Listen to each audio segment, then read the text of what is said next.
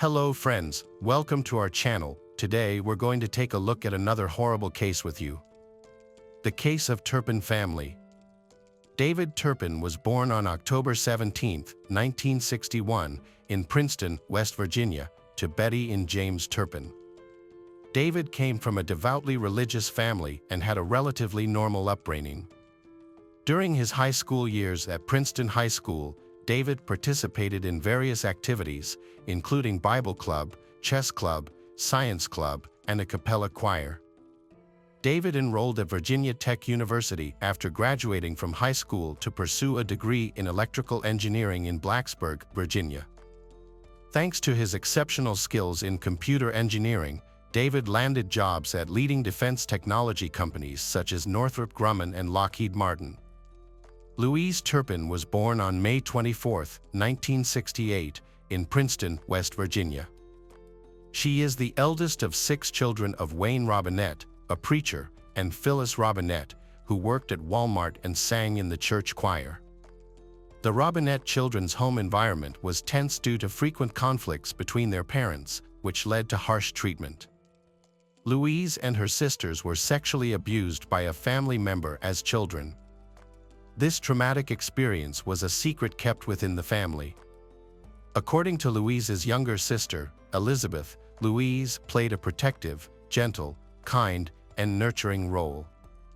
She comforted her siblings during their parents' violent conflicts and protected them from abusive relatives. At the age of 15, Louise met 22-year-old David Turpin at church. They kept their relationship a secret for fear of Louise's parents' reaction. However, when the truth was discovered, Louise's mother Phyllis eventually accepted their relationship, partly because David came from a devout Christian family and Louise convinced her. David and Louise decided to keep their relationship a secret from her father, Wayne, knowing that he would be furious if he found out. In January 1985, 23-year-old David visited Louise's school, Princeton High School, where he had graduated 5 years earlier. He convinced the staff to let him take Louise out of class, and she left willingly with him. They began their journey south, planning to elope. When Louise's parents discovered she was missing, they called the police. Before the police could catch up with them, the couple headed to Texas, where they planned to secretly marry. However, when they were stopped, they agreed to return to West Virginia. When they returned home, Wayne and Phyllis's reactions were surprisingly calm. Initially, Wayne was angry with Phyllis for allowing their daughter, Louise, to date David. However, when he saw how much they loved each other, he realized that it would be difficult to separate them. So Wayne agreed to let them marry on February 11, 1985, in a small ceremony in Pearisburg, Virginia. 2 years later, Louise's parents divorced and Louise's father, Wayne, took a job as the chief deputy assessor of Mercer County. After marrying David, Louise began to live more independently and freely. Louise was happy with her new life. In 1988, Louise gave birth to her first daughter, and 18 months later, their second child was born. David was then transferred to General Dynamics, and his family moved to Fort Worth, Texas. They settled in a modern neighborhood called Meadow Creek. Louise's family lived a lavish lifestyle thanks to David's high-paying job. Louise, eager to show off her family's newfound wealth, invited relatives from West Virginia to visit. Having grown up on a tight budget, Louise was happy to show off her current success. To make their visit comfortable, David and Louise paid all the expenses. The Louises welcomed a baby boy in 1991, bringing them even more joy. However, by 1992, the Louises were in debt. Despite their financial struggles, they continued to live a lavish lifestyle. In 1993, Louise became pregnant with her 4th child, a girl. In 1994, Louise's oldest daughter started 1st grade at Meadow Creek Elementary School. She looked neglected, with greasy, unkempt hair, dirty clothes, and poor hygiene. Her appearance made her the target of teasing by her classmates. In 1995, Louise's family welcomed a fifth child, a boy. Louise's family seemed carefree despite their financial difficulties and continued to splurge on luxuries, treating relatives to expensive meals. When Louise's younger sister Elizabeth joined them on their 1996 vacation in Fort Worth, they stopped at a casino in Louisiana on the way. While at the casino, Louise asked Elizabeth to babysit the children so she and David could gamble. They asked Elizabeth not to tell anyone about this, knowing that it was against their Christian values. During this visit, David and Louise's gambling led to losses. Tensions became apparent when David claimed that Louise had a serious gambling addiction and blamed Louise for their financial difficulties. While staying with Louise's family, Elizabeth was shocked by the family's disturbing behavior. David and Louise did not show much affection for their children and tightly controlled every aspect of their lives. Elizabeth was particularly concerned about David's behavior, as he often invaded Elizabeth's privacy by entering the bathroom while she was showering, making her feel uncomfortable and insecure. In May 1997, the Turpins had their fifth child. By September of that year, concerns about their eldest daughter and the possible signs of sexual abuse began to grow. In 1998, the family had a sixth child. Although David had a well-paying job, the family's financial situation worsened due to their frequent gambling, which caused significant financial strain. In the spring of 1999, the eldest daughter dropped out of school, as did the other children. Louise and David announced that they were homeschooling their children. In late 1998, the bank foreclosed on the family's home in Fort Worth, so Louise and David moved to Rio Vista, Texas, a less populated area. The new home that Louise and David had in Rio Vista was in serious disrepair when they moved in. It was dirty, stained, and smelled bad. Before moving into the Rio Vista home, the Louises had their seventh child. Over the next 6 years, the family added 5 more children. Over time, the parents, David and Louise Turpin, became increasingly irresponsible and abusive. They physically harmed their children, beating, choking, and whipping them with belts, often for trivial reasons such as not letting them go to the bathroom. The children were also severely neglected in terms of personal hygiene, with some only bathing once a year. Despite purchasing nutritious food, David and Louise often withheld food from their children, forcing them to starve. The parents would tease their children by leaving uneaten meals in plain sight. Instead, the children were fed cheap frozen meals, resulting in severe malnutrition. This neglect was evident in the children's slow development, pale skin, and youthful appearances that did not match their actual ages. In 2004, Louise's family moved to a nicer trailer, leaving behind their old home in Rio Vista, which had become uninhabitable due to years of neglect, garbage accumulation, and rodent infestation. In 2008, Louise Turpin, then 40, had a shocking conversation with her sister Teresa. Louise revealed that she and her husband David had abandoned their Christian education and stopped attending church. Instead, they had become interested in Satanism and used Ouija boards. Louise also confessed that she and David had engaged in wife-swapping, a lifestyle that involved having sex with other couples they met online. What was even more disturbing was that they often left their younger children at home, in the care of their older siblings, while they went out to meet strangers they had met online. This drastic change in Louise, who had always been caring and responsible, worried her older sister Teresa. Despite their financial struggles, Louise's family often went to Disneyland in matching outfits, taking lots of happy photos. Louise made sure to send these photos to her family and her parents. The only indication to Louise's family that the children were okay was through these photos, which showed them appearing happy despite being very thin. In 2014, Louise's family moved to Paris, California, about 20 miles north of Murrieta.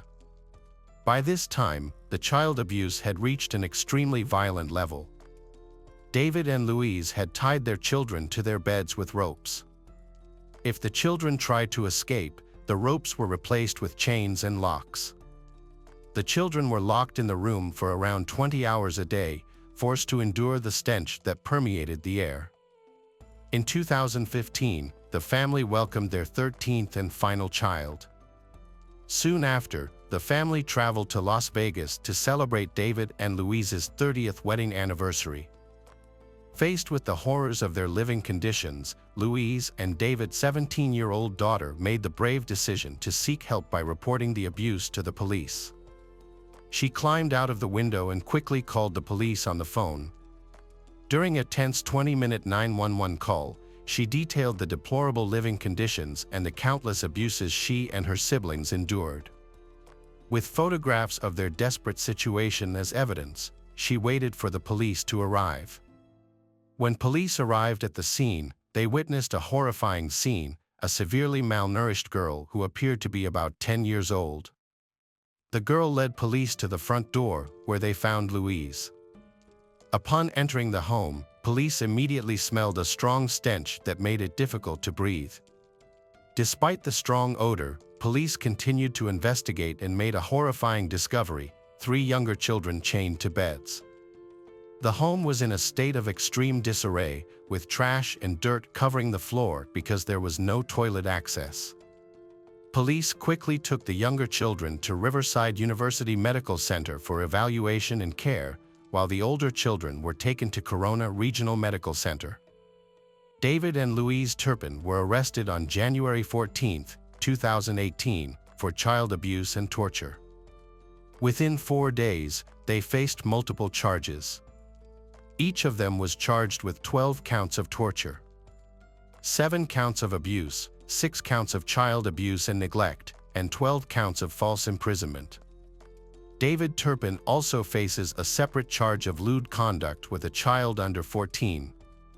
Among their children, a 2-year-old child showed no obvious signs of abuse. In addition to being abused, the children were treated extremely cruelly by their parents. They suffered severe physical abuse that resulted in neurological damage. The children of Louise and David lacked basic life skills and knowledge. Although their parents, David and Louise Turpin, bought them toys, the children were not allowed to play with them. They were forced to stay up until the early hours of the morning, often until 4 or 5 a.m., and were not allowed to go to bed before that time. In 2018, the court took action against the Turpin parents. On January 24, the judge ordered that David and Louise have no contact with their children for 3 years, and that all contact be through their attorney. On June 21 of the same year, the court decided that there was enough evidence against David and Louise to proceed to trial. The trial concluded on February 22, 2019. On that day, David and Louise Turpin pleaded guilty to 14 counts including torture, abuse, false imprisonment, and child endangerment. During the trial, David and Louise had an emotional reunion with their children. The children appeared to have forgiven their parents and were affectionate toward David and Louise. Each expressed a wish for their parents to be well and shared that their lives were going well. David and Louise sincerely apologized for their past actions and expressed their deep love for their children, wishing them success in life. David and Louise were subsequently sentenced to life in prison, with the possibility of parole after 25 years. As of 2022, Louise, 53, and David, 60, are both eligible for parole in 2037. The severe abuse and neglect in their home shocked the community and beyond. The community came together to support the children, giving them hope and a new start in life. Hello friends, welcome to our channel. Today we're going to take a look at another horrible case with you. The case of Dana Ireland. Dana Marie Ireland was born on December 12, 1968, in Fort Belvoir, Fairfax County, Virginia, to John Ireland and Mary Louise Crank. She was the youngest daughter, with an older sister, Sandra, who was 7 years her senior. In 1991, when Dana was 23, She accompanied her parents on a visit to her sister in Hawaii. On the afternoon of December 24th, Dana borrowed her sister's bicycle and went for a ride. Later that day, her abandoned bicycle, a shoe, and a clump of hair were found by the side of the road, but Dana was nowhere to be seen. The condition of the bicycle suggested that Dana had been struck by a car, with the impact severely damaging both wheels, the steering wheel, and the seat. Tragically, hopes that the driver who hit Dana had taken her to the hospital were dashed. The reality was even more horrifying than anyone could have imagined. Dana was eventually found 5 miles from where her bicycle was discovered, with severe injuries to her body and head. Moreover, she was found naked from the waist down, implying that someone had taken advantage of her vulnerable state. Nurse Jerry Gallagher is haunted by the memory of Christmas Eve 1991. That's when a friend, Brian, called him to a spot on a seaside fishing trail in Waimea, where he found Dana, a young woman who had been hit by a car. Gallagher lived with his husband Randy on a rural, unpaved road 25 miles southeast of Hilo. When Brian drove Gallagher to the scene, about a mile from his house, he found Dana lying naked from the waist down, with bruises on the inner sides of her legs. Using a first aid kit, Gallagher tried to assist Dana, but her most severe injury was to the back of her head. Dana wasn't coherent, asking Gallagher for her car keys so she could drive home. However, over 2 hours had passed since Dana was hit, and an ambulance still hadn't arrived. The delay was partly due to the lack of phones in the area and a dispatcher's mistake, which gave the wrong address. Gallagher was reluctant to move Dana, fearing it could cause paralysis. He's had nightmares about not being able to get help to Dana sooner. At 7:56 p.m., the ambulance arrived at Hilo Hospital, where Dana's parents, John and Mary Ireland, were already searching for their daughter. They had heard about an injured woman found 5 miles away, but didn't know it was Dana. The damaged bike lay by the roadside, a grim sign of what had happened. Doctors battled to save Dana's life for 4.5 hours, but sadly, they couldn't. She was pronounced dead at 12:25 a.m. The official cause of death was massive blood loss due to severe injuries to her head, pelvis, and abdomen caused by a car accident. The next morning, Dana's family heard a radio report that her death was no accident. When John spoke to a local police officer, he was given no details about Dana being hit by a car and then attacked while vulnerable. He asked a police lieutenant if the attack was intentional, but was told he was just listening to rumors. Dana's death was a devastating shock to her family, forever changing their lives. However, they soon discovered that another long, hard struggle lay ahead. Years of searching for suspects and going through trials. The police initiated a thorough investigation into the incident, as reported by local newspapers. During their inquiry, they discovered a T-shirt belonging to the perpetrator at the crime scene. Additionally, they collected as evidence a sheet with semen stains, which Dana was lying on when she was taken to the hospital. Traces of seminal fluid were also found on Dana's body. Furthermore, a bite mark on her body was identified as a potential clue, as it appeared to match the teeth of the attacker. The authorities were able to obtain a DNA sample from the criminal, although, due to the limitations of technology in 1991, it did not significantly aid the investigation. Another potential lead was the tire tracks found near Dana's abandoned bicycle. The investigators questioned local residents, hoping to find witnesses who may have seen Dana being hit by a car, but no one came forward with any information, possibly due to fear or other reasons. The area where the bike and Dana were found was secluded, with a poor road condition that discouraged frequent vehicular traffic.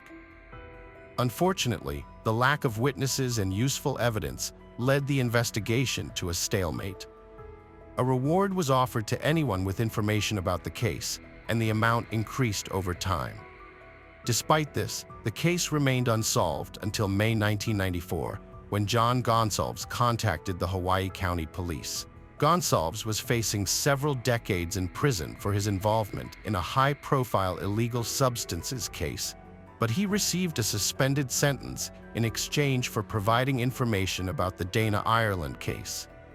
Gonsalves told the police that his half-brother, Frank Pauline, had crucial information about the case.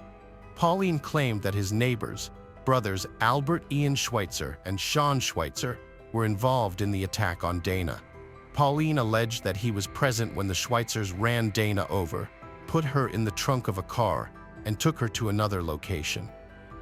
Based on Pauline's statement, the police identified Albert Schweitzer, Sean Schweitzer, and Frank Pauline as the primary suspects. Frank Pauline Jr. was born on April 27, 1973, in Fremont, California, to Frank Pauline Sr. and Patricia Pauline. By the time of the attack on Dana Ireland, Pauline was 20 years old and living in Puna, Hawaii, just a few miles from where the attack took place.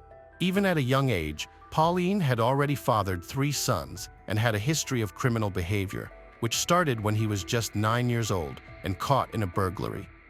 As he grew older, Pauline's criminal history became increasingly serious. In February 1994, about 2 years after Dana Ireland's death, Pauline was sentenced to 10 years in prison for harassment and robbery, crimes unrelated to the Ireland case. However, prosecutors described him as a walking crime wave during the sentencing hearing. Pauline lived up to this nickname by attempting to escape from the courtroom before being taken into custody to start his prison term, which led to him being classified as a fugitive. He was eventually recaptured in Honolulu a few days later. 3 months into Pauline's 10-year sentence, his stepbrother John Gonsalves reached out to the authorities, claiming that Pauline had information about the Dana Ireland case. Pauline and Gonsalves thought that by sharing this information, Pauline might avoid going to prison and Gonsalves could get out earlier. As a result, investigators from the Big Island traveled to Honolulu to interview Pauline, who provided them with details about the attack, including the involvement of the Schweitzer brothers. According to Pauline, on December 24, 1991, the Schweitzer brothers picked him up in a purple Volkswagen Beetle. Before encountering Dana Ireland, they stopped to use illegal substances. After seeing her standing on the side of the road, the brothers turned their car around to talk to her. Ian Schweitzer, who was driving, hit Dana Ireland without stopping. Then, they loaded her into the trunk and drove away. Pauline claimed he did not sexually assault the victim, but he did admit that Ian Schweitzer asked him to find a tire iron and hit Dana on the head to end her suffering. After cooperating with the police, Pauline was transferred to the Maui Community Correctional Center for his own protection. Prison officials claimed he was a management problem and had received threats from other inmates. In July 1996, nearly 2 years after Gonsalves gave his statement, Frank Pauline recanted his story. He claimed he fabricated it because his stepbrother asked him to help avoid jail. Pauline admitted he wasn't present during the attack, but still had information about those responsible. According to him, he falsely confessed to being there because it was the only way to make them believe him. His brother had told him the worst that could happen was being charged with perjury. However, perjury was not one of the charges filed against him on July 30, 1997, when he confessed to hitting Dana Ireland on the head with a tire iron, resulting in her death. Later that same year, charges were also brought against the Schweitzer brothers. They denied any involvement in the case, claiming they were with their family on December 24, 1991, the day Dana Ireland was killed. Notably, the police had doubts about Pauline's claims of participating in the crime with the Schweitzer brothers. When the investigators took him to the Big Island, he was unable to pinpoint the exact location where they allegedly hit Dana. Nor could he lead them to the spot where her body was later found, despite having signed a confession that led to his own charges. Pauline realized his stepbrother was mistaken in thinking perjury was the only accusation he could face, so he withdrew his confession. Meanwhile, Gonsalves stuck to his original story, which led the police to drop the main charges of illegal substance conspiracy against him. He later testified against his half-brother Frank Pauline in court. At the time, DNA testing was not as advanced as it is today. Soon after the arrest, the authorities collected DNA samples from Pauline and the Schweitzer brothers. The Hawaii County Prosecutor's Office also examined biological fluids from the gurney sheet used when Dana Ireland was taken to the hospital and swabs from her body. However, the police were surprised when the DNA report revealed that Frank Pauline and the Schweitzer brothers did not match the DNA of the perpetrator.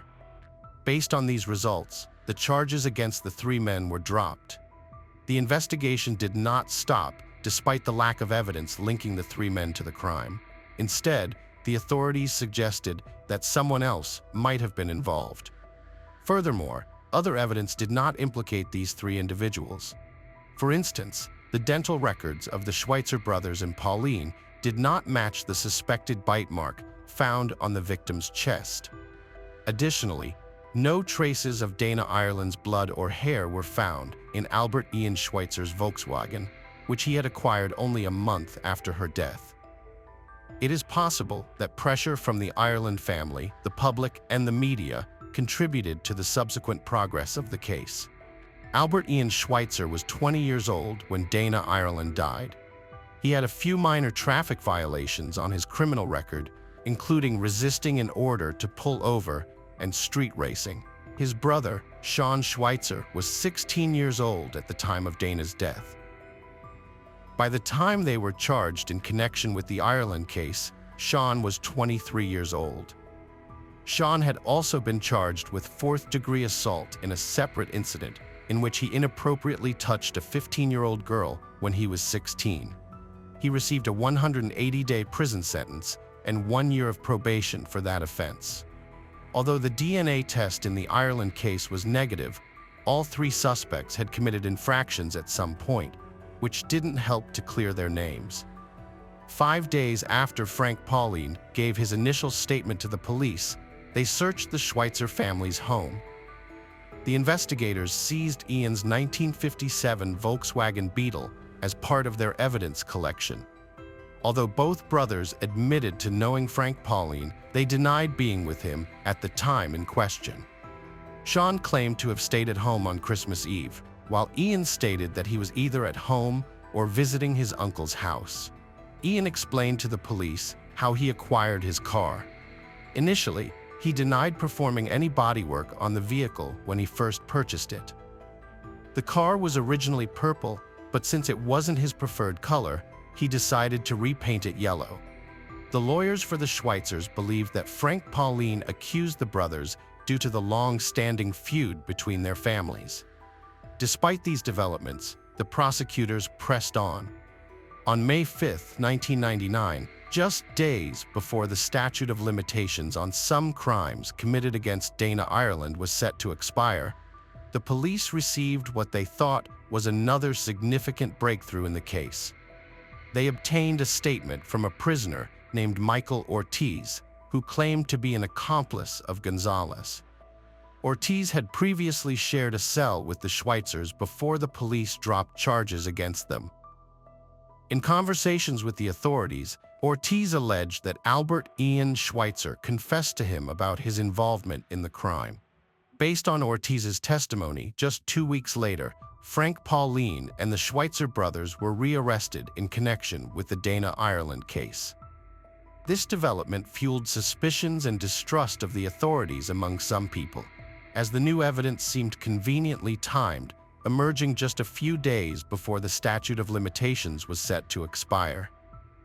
Frank Pauline became the first to face trial. The courtroom atmosphere was extremely emotional. Pauline maintained his innocence, revealing that he had previously lied about his involvement in Dana's death. Mary Ireland took the witness stand, recalling the initial phone call informing her of her daughter's fate, saying, "Something awful has happened." She also described finding a bicycle in the road, a shoe, and hair at the scene. The reliability of the witnesses who implicated Pauline in the crime was questionable, as many of them stood to gain from his conviction. For example, his half-brother Gonsalves, who became a key prosecution witness, benefited from Pauline's guilty verdict. Another witness, William Chung, testified that Frank had confessed to him, but when asked to identify Pauline in the courtroom, Chung mistakenly pointed to someone else, even though Pauline was present. Prosecutors showed the jury evidence found at the crime scene, such as Dana Ireland's bicycle and clothing, as well as a Jimmy's t-shirt with her blood on it.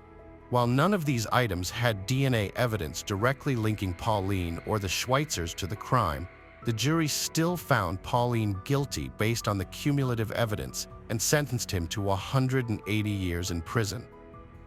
The trial of Albert Ian Schweitzer was next. Although there was no physical evidence, he knew that Frank Pauline had been sentenced to 180 years in prison. So, Schweitzer was surprised when prosecutors offered him a plea deal, which he rejected, maintaining his innocence.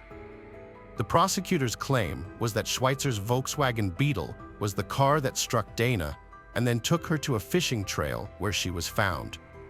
However, there were several inconsistencies in this claim. For one, witnesses reported seeing a pickup truck in the area where Dana was found, not a Volkswagen Beetle. Additionally, an analysis of Schweitzer's car did not reveal any evidence linking it to the case, and he did not even become the official owner of the Volkswagen until January 1992. Despite these contradictions, in 2000, Schweitzer was sentenced to 130 years in prison based on the testimony of Michael Ortiz, who claimed to have heard Schweitzer's confession and the presence of scratches on the bumper of his car, which were deemed unusual. Sean Schweitzer's older brother was convicted, so Sean decided to take a plea deal. He and his family initially claimed he was innocent, but they feared the justice system would fail them again. So they changed their minds. As a result, Sean pleaded guilty to kidnapping and involuntary deprivation of life, lesser charges than he originally faced. As part of the deal, Sean had to accuse his brother and Frank Pauline of being responsible for Dana's death. He also had to take a polygraph test to show he was telling the truth about the crime and its details. On March 24, 2000, a polygraph examiner from the State Attorney General's office gave Sean the test.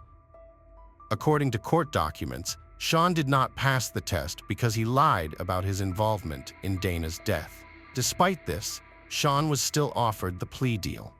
This was because Deputy Prosecutor Lincoln Ashita told the judge that Sean had actually passed the polygraph test, finding that he was not deceptive when answering the questions. Sean was sentenced to 5 years probation, with credit for the 18 months he had already served. Sean explained that his family made the deal with the prosecutor's office to avoid both brothers being imprisoned, which would have been too stressful for their parents. His brother Ian, who got 130 years, advised Sean to cooperate to avoid a life sentence. Sean still feels guilty and struggled to find a job after the case, with community members making comments for years. Dana's father, John, became an advocate for crime victims' rights after her death in 2076. He campaigned for a law to extend the statute of limitations for violent crimes. Meanwhile, Ian Schweitzer's family had been fighting his wrongful conviction. In 2005, Ian applied to the Innocence Project for a case review. By 2010, the case gained momentum with University of Hawaii law students, lawyers, and professors studying it. Prosecutors cooperated, allowing the Innocence Project to review the case. Even after Dana's mother, Mary, died in 2016 at the age of 92, the quest for justice continued. Ian Schweitzer's parents regularly visited him at the prison in Hawaii. However, after he was transferred to a prison in Arizona, the long distance made it difficult for them to visit him. The trip was particularly challenging for his mother, Linda, who was battling breast cancer. Ian told her, "Don't come back. I don't want to watch you leave again," because the goodbyes were too hard for him to handle. Albert Ian Schweitzer's legal team submitted a motion to vacate his conviction on January 23, 2023, due to new evidence, 23 years after his guilty verdict. A state deputy sheriff escorted him from Arizona to Hilo for the hearing. After a night at a hotel, Schweitzer's family gathered at the courthouse. eager to see him.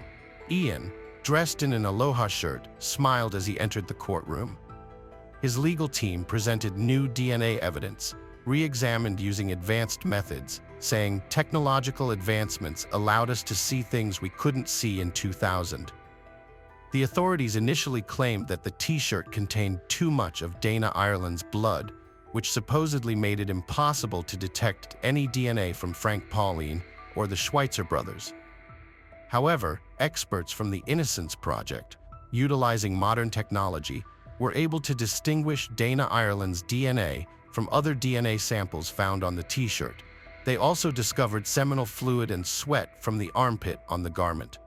DNA expert Nancy Dinh confirmed that the DNA found on the t-shirt and Dana's body belonged to the same individual, but crucially, this person was neither Frank Pauline nor any of the Schweitzer brothers. After Dinh's statement, a tire tread expert provided remote testimony, stating that the tracks found at both crime scenes could not have been made by Schweitzer's Volkswagen. Instead, the expert believed that a larger vehicle, such as a truck, SUV, or van, was responsible for leaving those tracks. Dentist Adam Freeman testified last, addressing the injury on Ireland's left breast. Initially, prosecutors thought it was a human bite mark. Freeman disagreed, calling this case a prime example of flawed forensic science when it comes to bite marks, emphasizing that this field of study is prone to errors. Late in the evening, the district court judge, Peter Kubota, announced his verdict after the witnesses finished testifying. According to Judge Kubota, the new DNA evidence, the tire tread evidence, the bite mark evidence, and Sean Schweitzer's recantation conclusively proved that a jury would likely reach a different verdict of acquittal in a new trial. Judge Kubota declared that the conviction of Albert Ian Schweitzer was hereby vacated and ordered his immediate release from custody. With those words, Ian Schweitzer, who was found guilty 23 years prior and arrested 25 years ago, was suddenly a free man. The judge addressed Ian Schweitzer with emotional words, urging him to live his life with newfound freedom, embracing and loving his family, and making the most of the next third of his life. Freed from his handcuffs, Ian Schweitzer shared emotional hugs with his lawyers and family members, including some he had not seen in decades. His tearful mother clung to him, and his now-grown son, who was just a child when he went to prison, was also present in the courtroom. Ian's younger brother Sean, beaming with joy, welcomed him with open arms. Following Ian's acquittal, his brother's lawyer is now seeking to clear Sean's criminal record. The family is also fighting for posthumous rehabilitation for Frank Pauline, who died in a New Mexico prison in 2015 after being attacked by inmate Daniel Hood, who believed him to be a snitch. Despite the prison medical staff's best efforts, they could not save Pauline.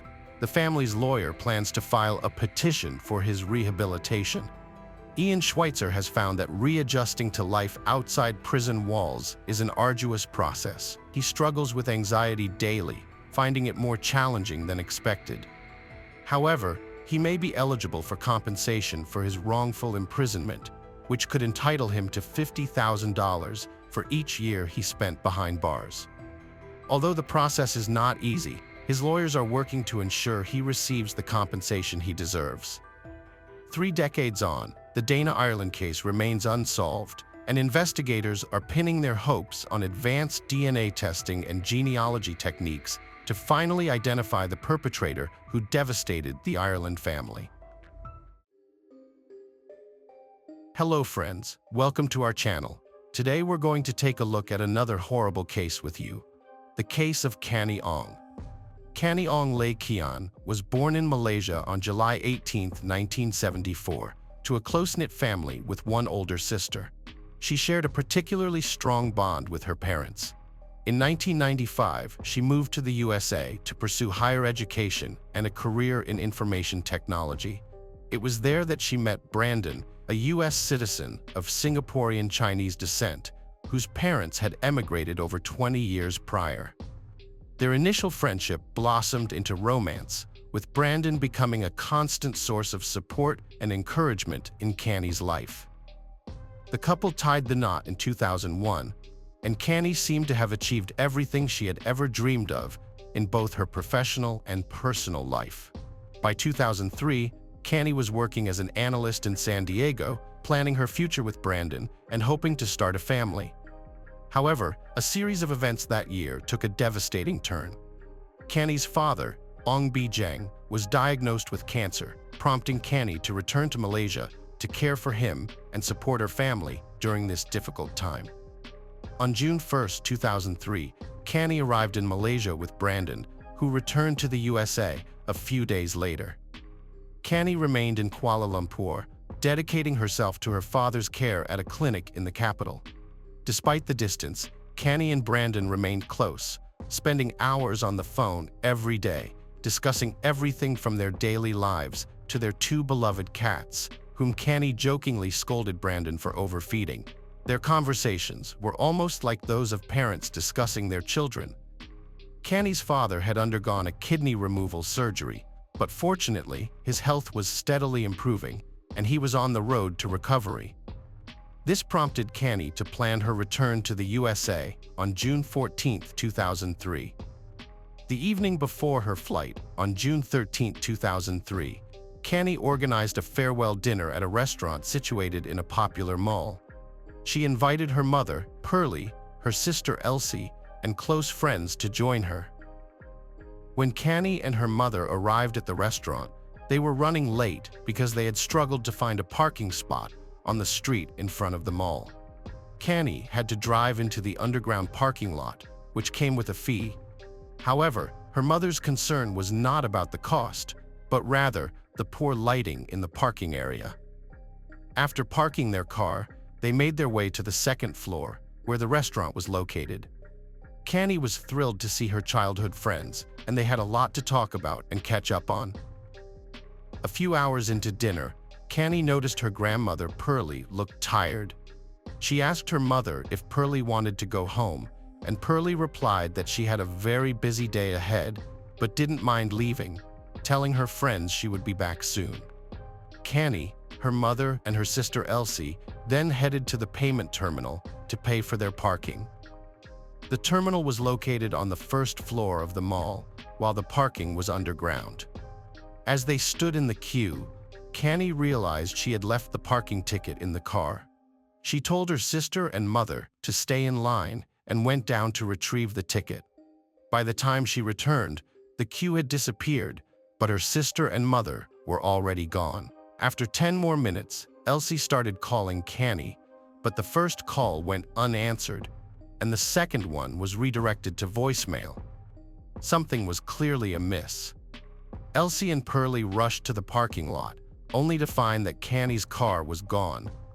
They searched the area repeatedly, but Canny had vanished with the vehicle. Pearlie was convinced that something was wrong, as Canny would never drive off without a word. The parking lot's poor lighting made it difficult to see, but the surveillance cameras could provide some clues. Initially, the mall security was hesitant to share the footage with Canny's family, but they eventually relented after her mother's desperate pleas. Around midnight, Pearlie and Elsie watched the footage, which left them stunned and confirmed their worst fears. The footage showed Canny's car speeding out of the underground parking lot with someone else behind the wheel.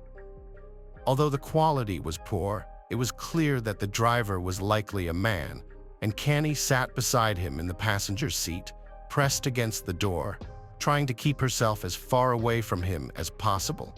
After watching the footage, Pearlie rushed to a police station and filed a report on her daughter's disappearance and suspected kidnapping. The police launched an investigation, and Canny's family and friends frantically searched for her in Kuala Lumpur, scanning the area for her distinctive purple proton tiara. As the search continued, Brandon, Canny's husband, grew increasingly concerned. He repeatedly tried calling his wife's number, but couldn't get through. He then phoned her mother, who broke the disturbing news to him. Brandon was devastated by Canny's disappearance, and Pearlie could hear his sobs over the phone. As dawn broke, Canny's friends and relatives reluctantly ended their search, feeling defeated and hopeless. The police were disseminating information about Canny's disappearance and conducting their own investigation, but so far, there were no promising leads. The footage from the mall's parking lot where Canny was last seen did not provide any leads on the identity of the driver. It had been more than 72 hours since Canny's family and friends had last seen her, and it was clear to the authorities that if she had indeed been kidnapped, it was not for financial gain. If money was the motive, the kidnapper would have already contacted them demanding a ransom. The lack of progress in the case was ominous. That same day, the police made a disturbing discovery. Canny's car was found abandoned on a city street. The front right tire was in a terrible state, indicating that it had been driven while flat for some time, eventually shredding it. In the back of the car, on the passenger seat, there was a large red stain. Forensic experts collected evidence from the car, including scrapings from the back seat and fingerprints from the steering wheel and other areas. The vehicle held a lot of clues, which will be examined in more detail later. Canny's family and friends held on to hope, praying for her safe return. But their hopes were devastatingly crushed the next day, after the car was found. On June 17th, a road worker noticed a strong, foul smell emanating from a nearby manhole along a highway. Upon lifting the lid, he was met with the horrific sight of a body being burned using 2 car tires and sticks. A team of top forensic experts from the Royal Malaysian Police rushed to the scene. The body was concealed under 2 car tires filled with concrete, which were originally used as road sign stands. Whoever hid it there had attempted to make identification more difficult. Although the family's worst fears seemed confirmed, Canny's mother, Pearlie, refused to accept her daughter's death until officially confirmed. Until then, they would continue to hold on to hope that she would miraculously reappear alive. The family went to the morgue, but the doctor told them they still couldn't confirm the body was Canny's. To investigate, family members provided DNA samples for a comparative analysis. The test results confirmed their worst fears. The body was indeed their daughter's. Although some reports suggest that the family identified the jewelry on the body even before the DNA test, Canny's mother, Pearlie, held on to hope that her daughter was alive until the very end. It's impossible to imagine the emotional turmoil she endured. The autopsy revealed that Canny suffered 2 stab wounds to her abdomen. Additionally, a medical forensics expert found signs of strangulation, including a cloth tied around her neck in multiple knots. Furthermore, semen was found inside her body, which served as a source of DNA evidence. A few days after Canny's body was discovered, a significant event raised concerns about the effectiveness of law enforcement agencies. Undercover policeman Subramaniam Ravichandran reported to his superiors that on the night of Canny's disappearance, he and his partner were on patrol in Kuala Lumpur, riding a motorcycle and dressed in civilian clothes. They came across a car parked incorrectly, taking up half of the road, and decided to investigate. As they approached the driver's door, Ravichandran saw a man behind the wheel and a woman sitting next to him. He knocked on the window, and when the man rolled it down partway, Ravichandran showed him his police ID and asked what they were doing. The driver claimed they were just chatting and not doing anything illegal. Ravichandran then asked to see their IDs. While the driver handed over the documents, the woman in the passenger seat made strange hand gestures, appearing to signal for help whenever the driver turned his head away from her. Having noticed a problem, the officer asked the driver to get out of the car. However, the driver responded aggressively, claiming that Ravichandran was not a police officer, but a thief. Before leaving, he rolled up the window and reached for the ignition key. Fearing the car would drive off, the policeman drew his pistol and shot out the right front tire. Despite this, the car sped away. Ravichandran and his partner gave chase on their motorcycle, but curiously, they were unable to catch up to the car, even though it had a flat tire. It was common practice in the Malaysian police at the time for officers not to call for backup or report incidents, which is why the officer on duty did not alert anyone about what had happened. A few days later, the purple Proton tiara belonging to Canny Ong was found abandoned. Although the chase was unsuccessful, the police now had identification documents left behind by the driver. The occupants of the car were identified as 27-year-old Ahmad Najib Benares and Canny Ong. If the officer had acted differently, Canny Ong might still be alive. Unfortunately, Ravichandran only reported the incident to his superiors after Canny's body was discovered. The sole positive aspect of that fateful night was that the officer had managed to obtain documents on the suspect. In addition to Canny's family, a large number of Malaysians attended her farewell ceremony. For Brandon, the loss of his beloved wife was an irreparable blow. Meanwhile, the police launched a manhunt for Ahmad Najib. Further investigation revealed that Ahmad Najib's address listed in his documents was false, but his name was genuine, making it possible to track him down through various means. The police searched for the name in the Registry of Documented Marriages and the National Agency of Social Support, and a match was found. Ahmad Najib Aris was born and raised in Muir, Malaysia, as the second of 4 siblings. Due to family financial constraints, he dropped out of school in 1998 to work and support his family. Later, he moved to Kuala Lumpur, got married, and had 2 children. Since 2000, he had been working as a cabin cleaner for Malaysia Airlines.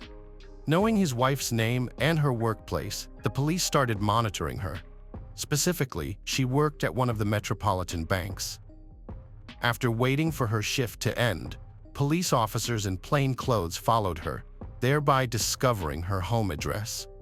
Now the police knew Ahmad's residence, but to avoid alarming him, they needed to ensure he was inside the house. For 3 days, they kept the house under surveillance, but the suspect failed to appear. The investigators began to suspect that Ahmad Najib might no longer live with his family, but this was a premature conclusion. On the 4th day of surveillance, around 4 a.m., a taxi pulled up to the house and Ahmad Najib got out of it. Within a minute, he was handcuffed and taken to the police station for questioning.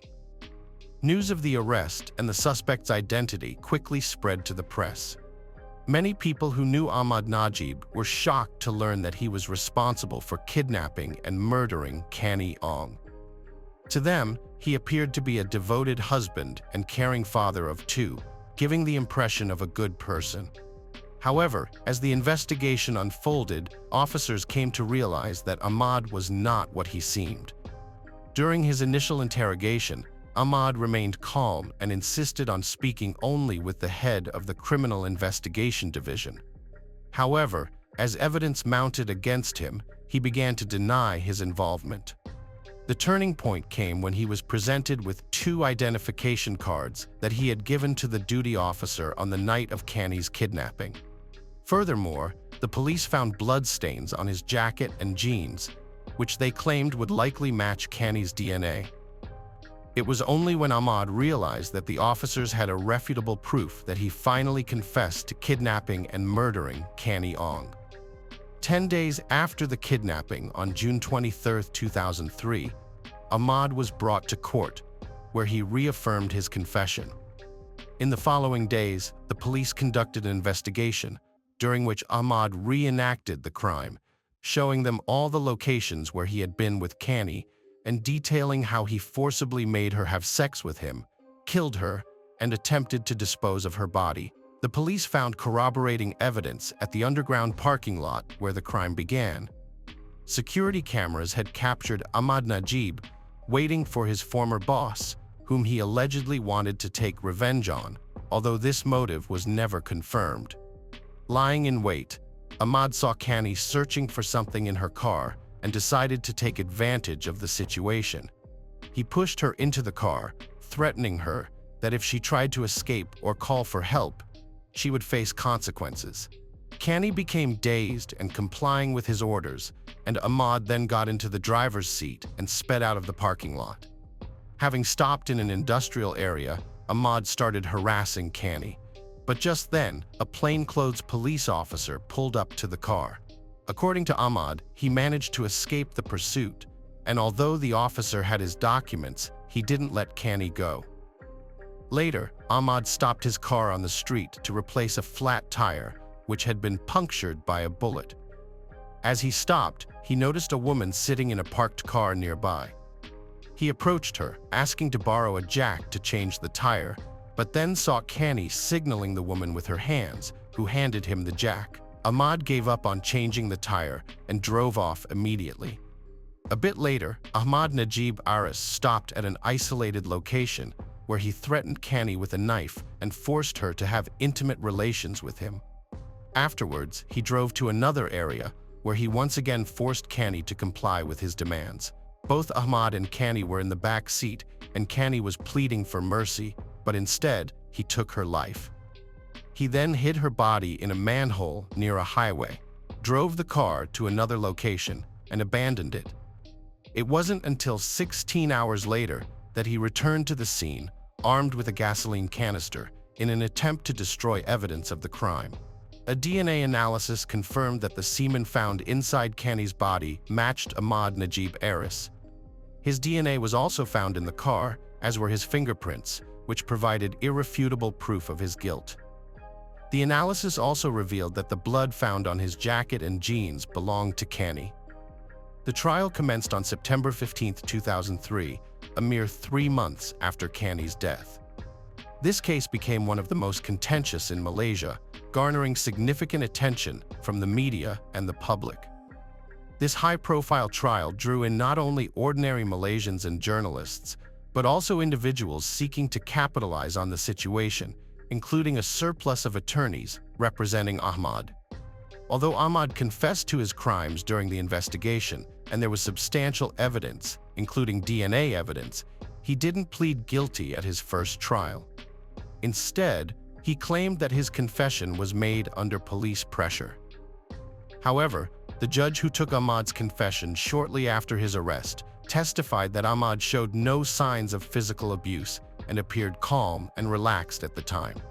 Later, Ahmad's attorneys shifted their focus, arguing that the victim, Kenny, was in the car with Ahmad voluntarily.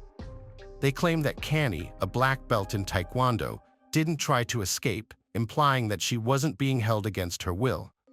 However, this argument was dismissed, as people respond differently in critical situations. Undeterred, the defense team presented another version, suggesting that Kenny had engaged in consensual sex with Ahmad and died accidentally from strangulation, which they claimed was used to enhance sensations during the act. However, forensic experts challenged and denied this theory. The cloth around Kenny's neck was tied in multiple knots, suggesting that Ahmad had no intention of untying it. In fact, the cloth was tied so tightly that the skin underneath was the only undamaged area on the body, as it was protected from the fire. Moreover, the cloth was specifically designed for wiping airplane windows, and given that the defendant worked as a cabin cleaner, this connection further implicated him in the crime. At this point, Ahmad's lawyers were out of options and advised him to remain silent and not testify. Many people wondered why Kenny didn't escape from the car when she had at least 2 opportunities to do so. Unfortunately, we will never know the answer, as it's possible that she was paralyzed with fear and unable to flee. On February 23, 2005, Ahmad Najib Aris was convicted on all charges related to the crime against Kenny's sexual integrity. The judge concluded that the evidence pointed to Ahmad as the sole perpetrator. Ahmad was sentenced to 20 years in prison and 10 strokes of the cane, the highest penalty allowed under Malaysian law. Additionally, he was sentenced to death for taking Kenny's life. In Malaysia, the method of execution differs significantly from that in the USA, where lethal injection is used. In Malaysia, a more cost-effective method is employed, involving ropes instead of expensive drugs. Ahmad's legal team made 2 unsuccessful attempts to appeal the sentence. In 2010, Ahmad wrote to the head of state requesting that his death sentence be commuted to life imprisonment.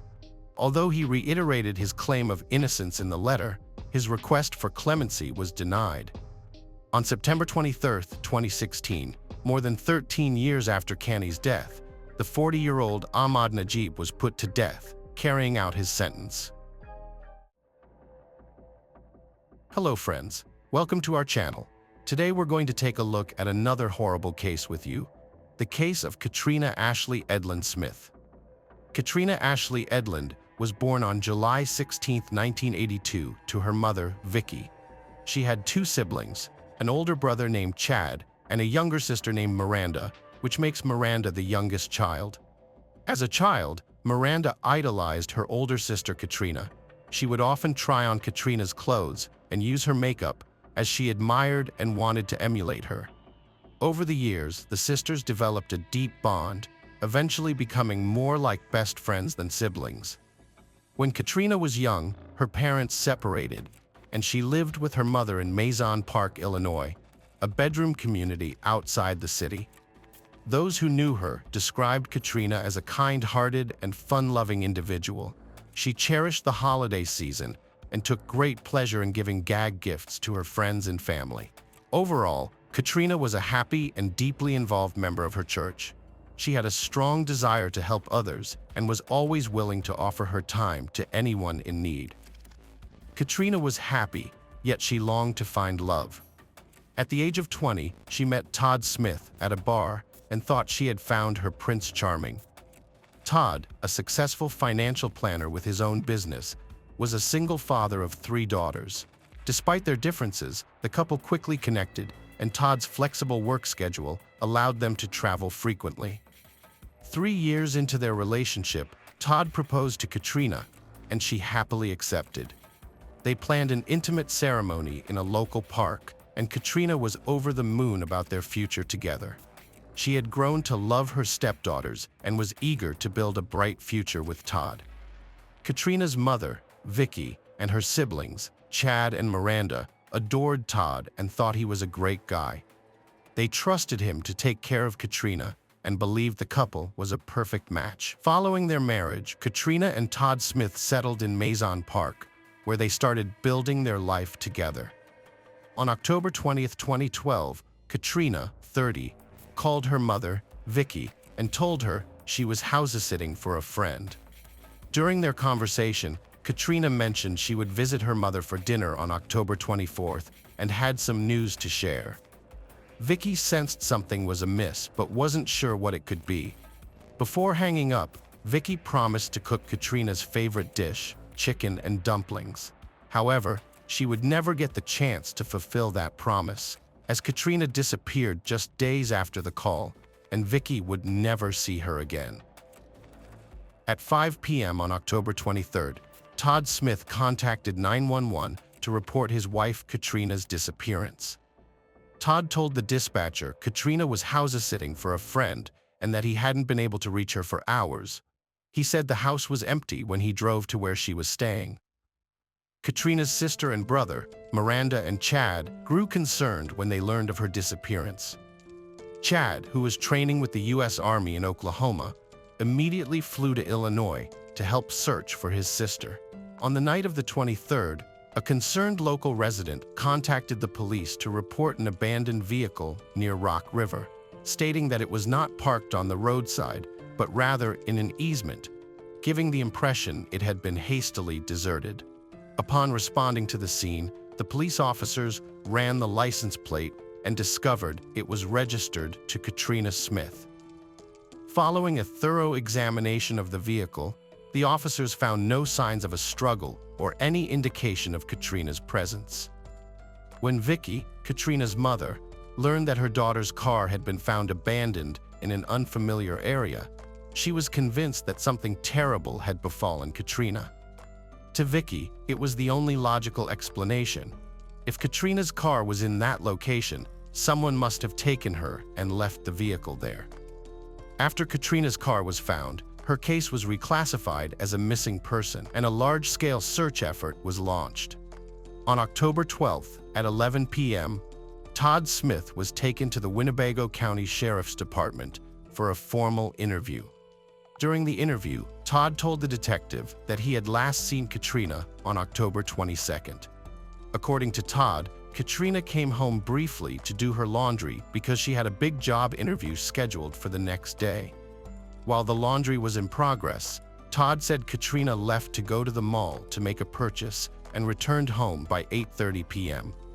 However, Todd added that Katrina then left the house again, saying she had one more stop to make before returning to the house she was house-sitting for a friend the following day.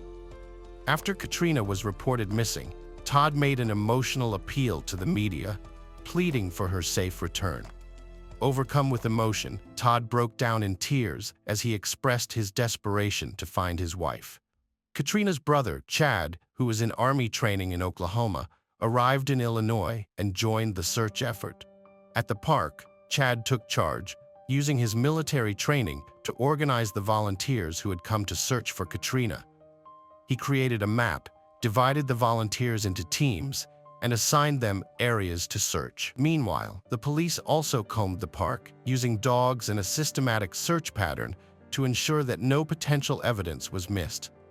Katrina's mother, Vicky, distributed missing person flyers throughout the town, posting them at gas stations, convenience stores, and lampposts.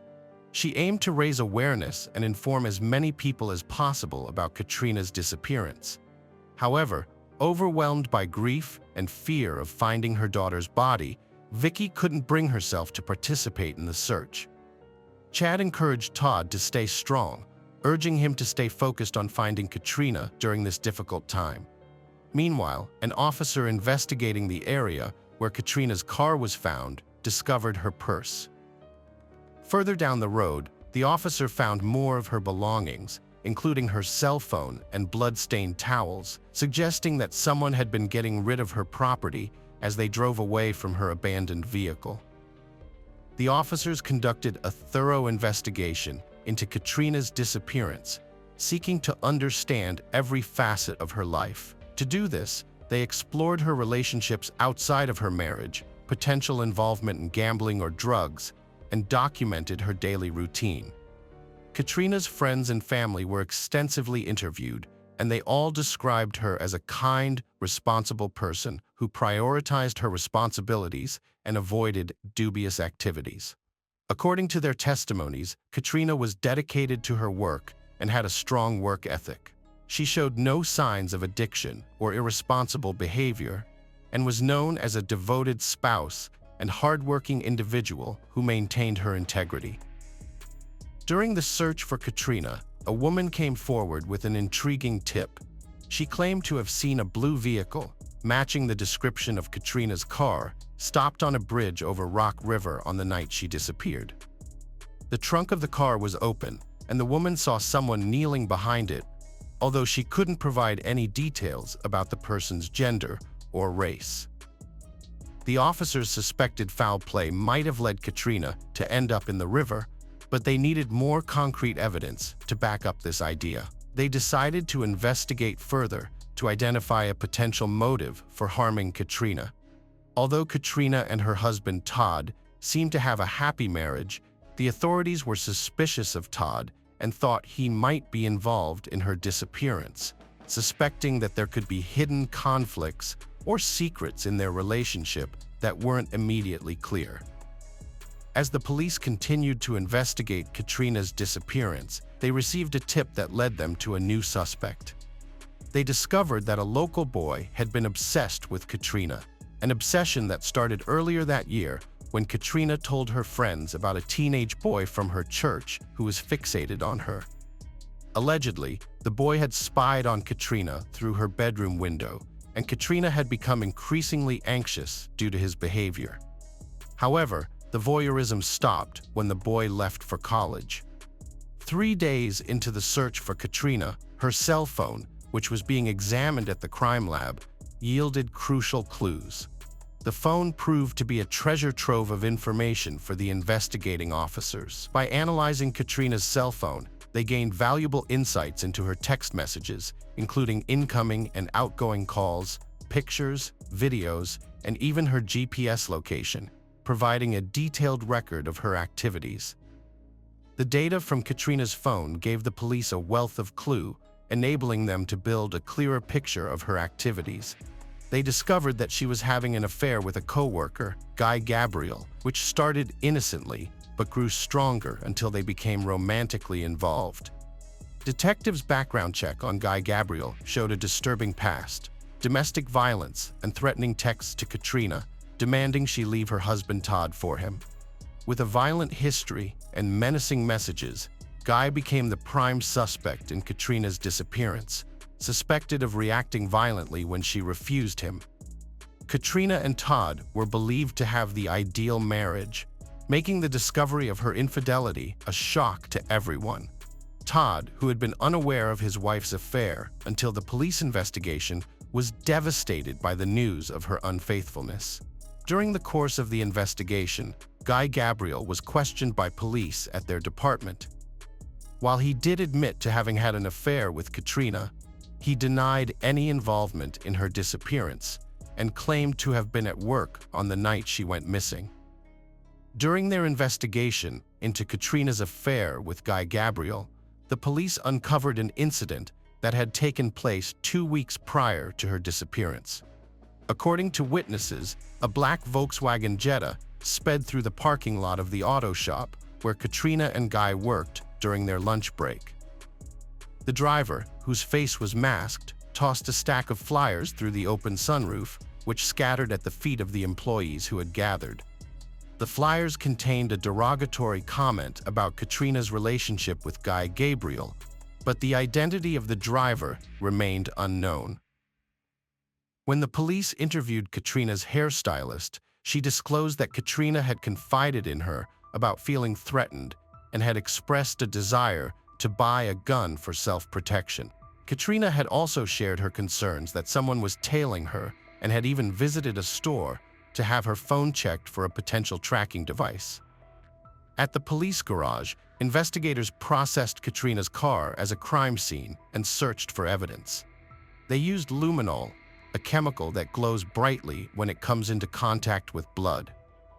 The luminol test revealed a significant amount of blood in the trunk of Katrina's car. Later, a body was found in the river by investigators. They pulled it from the water, but decomposition had set in severely, making it hard to identify. The body was then taken to the medical examiner's office, where an autopsy was performed to figure out how she died. By comparing the body's dental records to Katrina Smith's, the medical examiner confirmed the remains belonged to her. The autopsy showed that Katrina's death was caused by a severe blow to the head. Katrina's family was devastated when they learned that her body had been found and that she had been murdered by blunt force trauma to her head. Her mother, Vicky, was in shock and couldn't bear the thought that her daughter had been violently beaten. The police had also investigated a teenage boy who was suspected of stalking Katrina, but they cleared him as a suspect after verifying his alibi. He had been on campus at his college during the time of Katrina's disappearance and murder, so the police focus shifted to Katrina's boyfriend, Guy Gabriel, who was outside of her marriage. Guy Gabriel provided an alibi for the night Katrina vanished, stating he was at work, and his managers verified this with his time card. Several co-workers also confirmed they saw him at the workplace, clearing him of suspicion in Katrina's disappearance and murder. The police wanted to know what Guy thought about who might have hurt Katrina.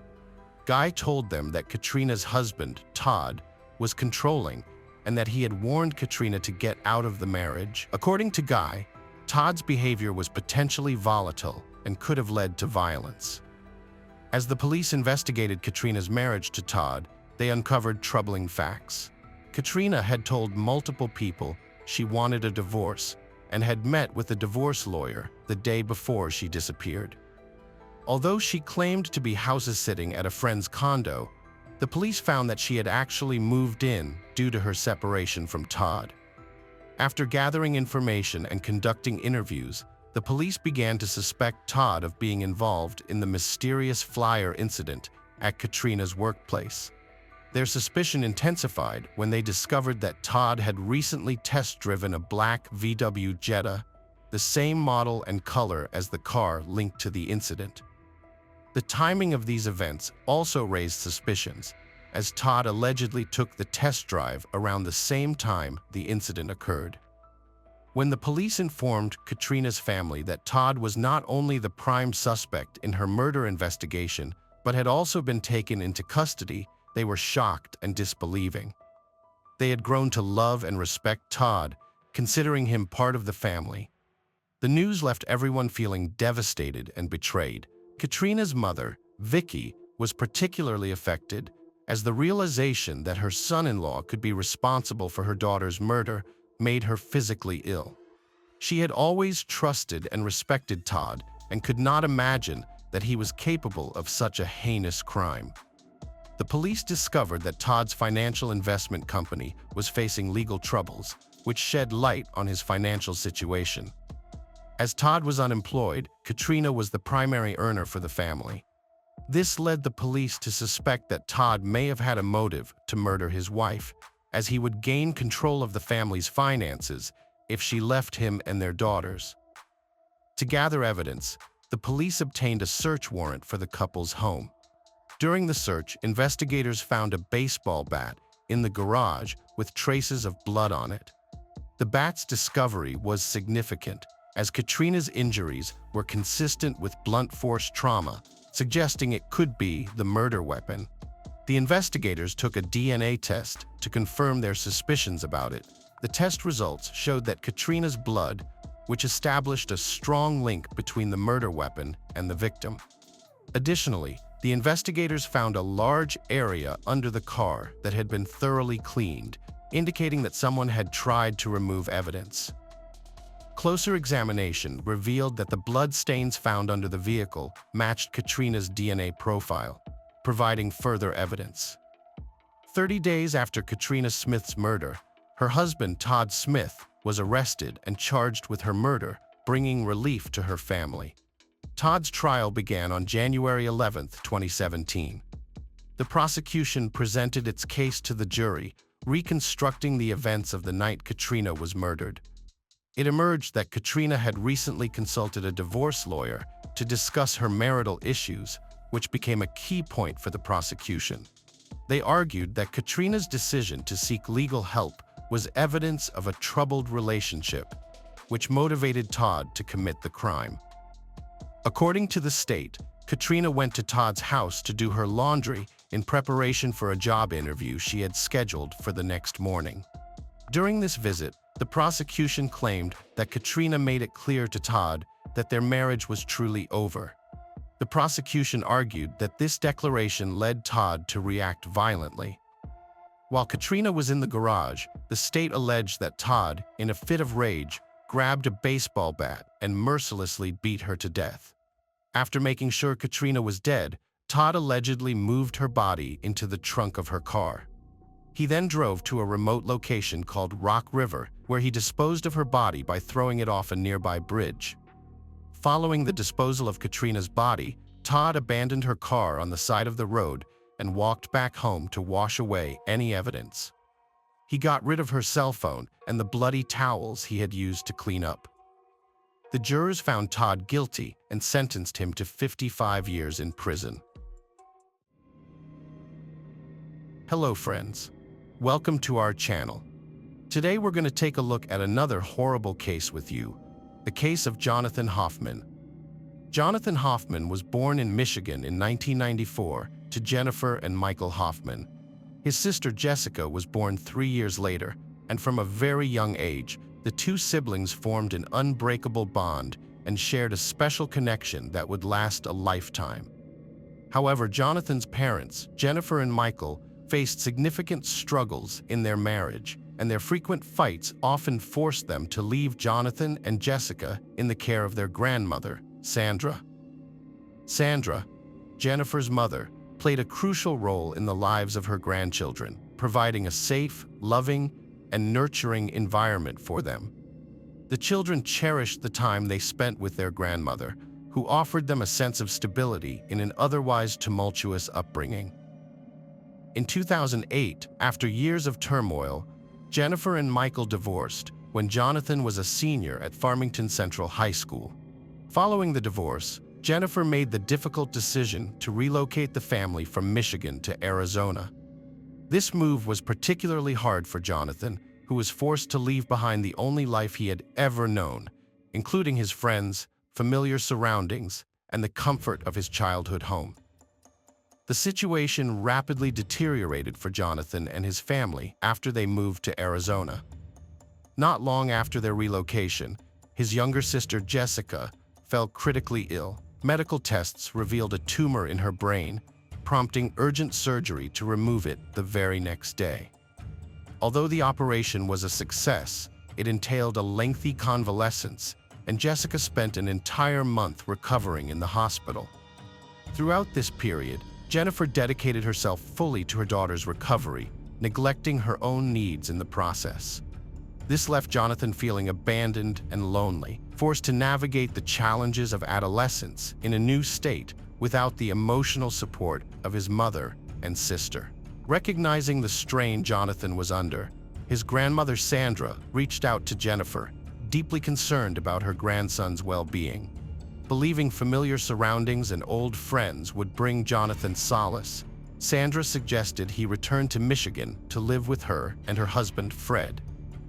Jennifer worried whether her 74-year-old mother would be capable of caring for him, but Sandra reassured her that she was more than capable.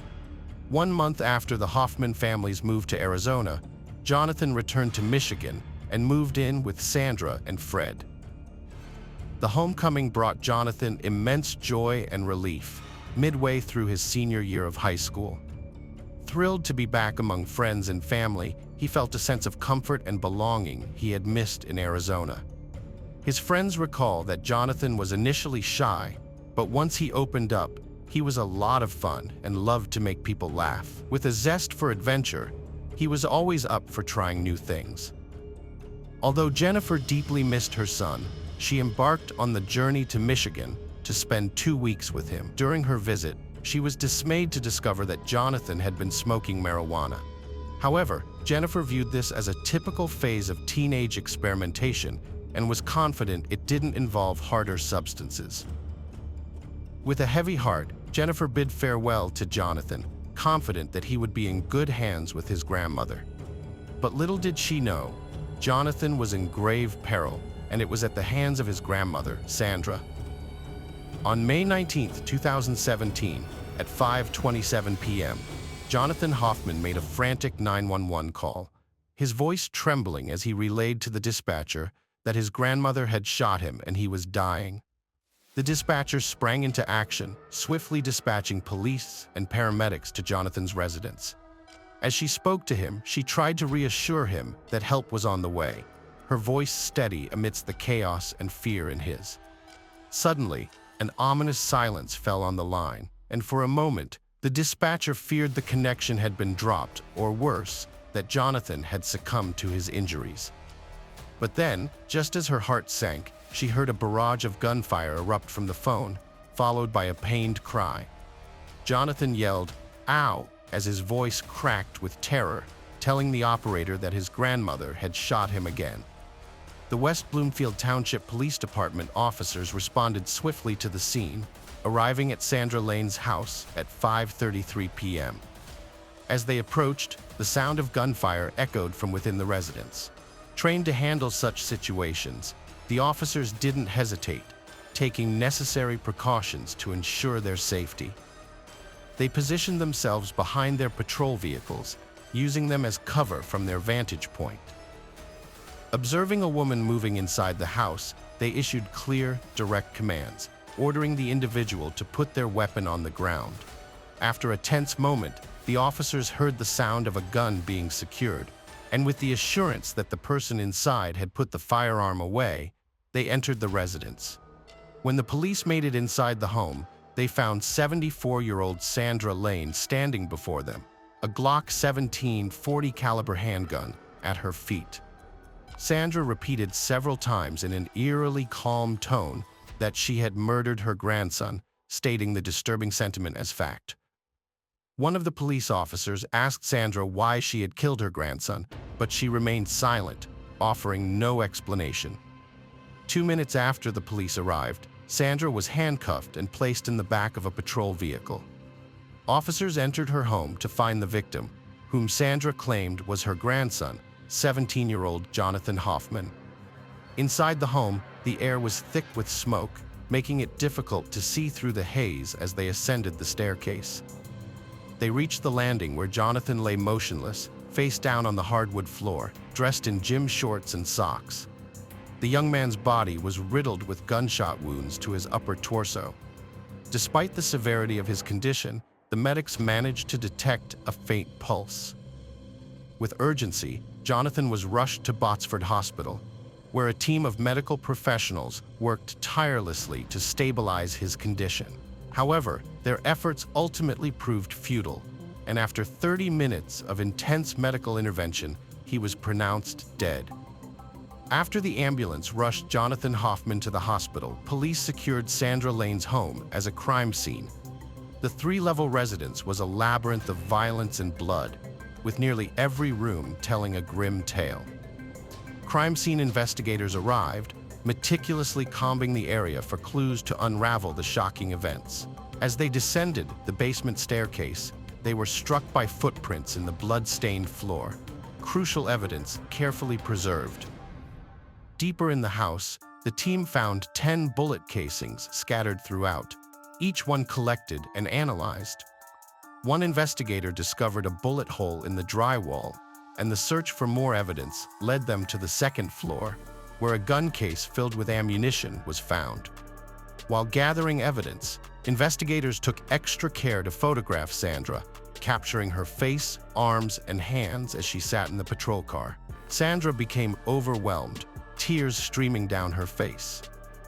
Amidst the chaos, Fred Lane, Sandra's husband, appeared outside the house with their dog, claiming to have been gone for an hour, a walk he took after Sandra asked him to. Fred was stunned to discover that his wife, Sandra Lane, had confessed to shooting and killing their grandson Jonathan after he was pronounced dead at the hospital. The police faced the daunting task of breaking the news to Jonathan's family that their beloved son had been murdered by his own grandmother. As detectives dug deeper into the case, they learned that Jonathan had been living in Michigan, separated from his parents and sister who resided in Arizona. When the detectives shared the devastating news with Jennifer, informing her that her mother had taken the life of her cherished son, she was left in a state of utter disbelief. It seemed unbelievable that someone who was supposed to love and care for their grandchildren could commit such an atrocity. The fact that Jonathan was his grandmother's favorite made the tragedy even more incomprehensible, leaving everyone wondering how he met his end at Sandra's hands. As the day drew to a close, around 7:30 p.m., the police decided to take Sandra Lane to the hospital for a health evaluation, given her advanced age. While waiting in the emergency room, Sandra maintained that Jonathan had never harmed her, describing him as a kind boy who never hurt anyone. After a medical assessment, the doctors cleared Sandra of any suspicious injuries. With this, the police decided to return her to the patrol car and take her to the police department for further questioning. On May 20th, after midnight, Sandra's attorney met her at the police station before she provided her official statement to the police. Seated alongside her attorney, Sandra sought legal counsel when the detectives eventually met with them. Sandra's story took a dramatic turn at the police station. Contradicting her initial statement at the hospital, where she had claimed her grandson was not involved, she now alleged that she and Jonathan had engaged in a heated altercation involving yelling and screaming. During this confrontation, Jonathan had kicked her in the stomach, leaving her fearing for her life. According to Sandra, Jonathan's behavior had become increasingly erratic and angry of late. He would come and go from her house at all hours, frequently bringing over people she didn't care for. Furthermore, Sandra had noticed that valuables had gone missing from her home, leading her to suspect that Jonathan or his friends might be involved in theft. Sandra also mentioned that her grandson had a history of run-ins with the law. Sandra stated that Jonathan was pulled over by an officer while driving, and cannabis was found in his car. However, this didn't deter him, and he was stopped again by an officer shortly after. This time, he was found to be in possession of Adderall. Sandra also recalled an incident where she had to call 911 due to Jonathan's aggressive behavior. During that episode, he he was yelling obscene remarks at her. Despite this, when the police arrived, Sandra persuaded them not to arrest him. According to Sandra, she was compelled to buy a gun due to Jonathan's behavior. Sandra alleged that everything escalated on May 18th when she accompanied Jonathan to the probation department due to his non-compliance with his probation terms. After returning home, Sandra stated that Jonathan threatened to take her car, which led to him attacking her. Since there were no witnesses to Jonathan's shooting apart from Sandra, the detectives faced a significant challenge in verifying her account. Sandra claimed self-defense, prompting the detectives to conduct a thorough investigation into the incident. Their primary concern was ensuring they didn't wrongfully send a 74-year-old frail grandmother to prison for defending herself against a violent teenage boy. The detectives examined the photo taken by crime scene investigators immediately after Sandra confessed to shooting Jonathan.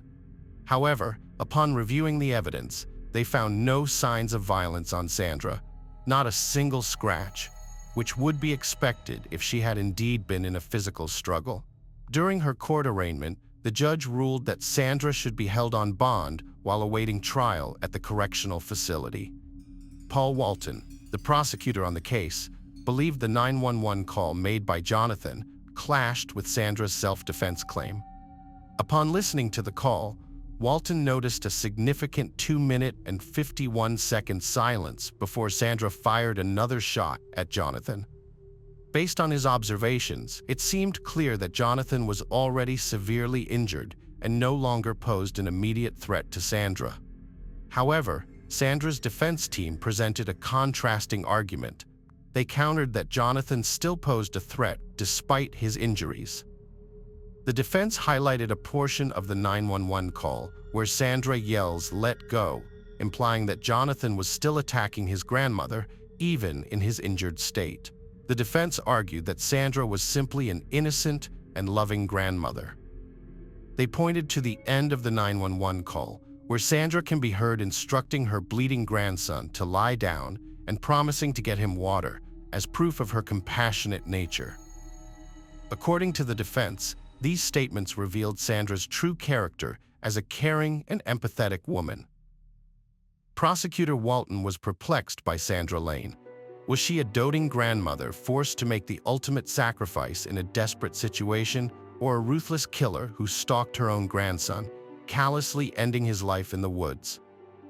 To uncover the truth, Prosecutor Walton conducted a series of interviews around town.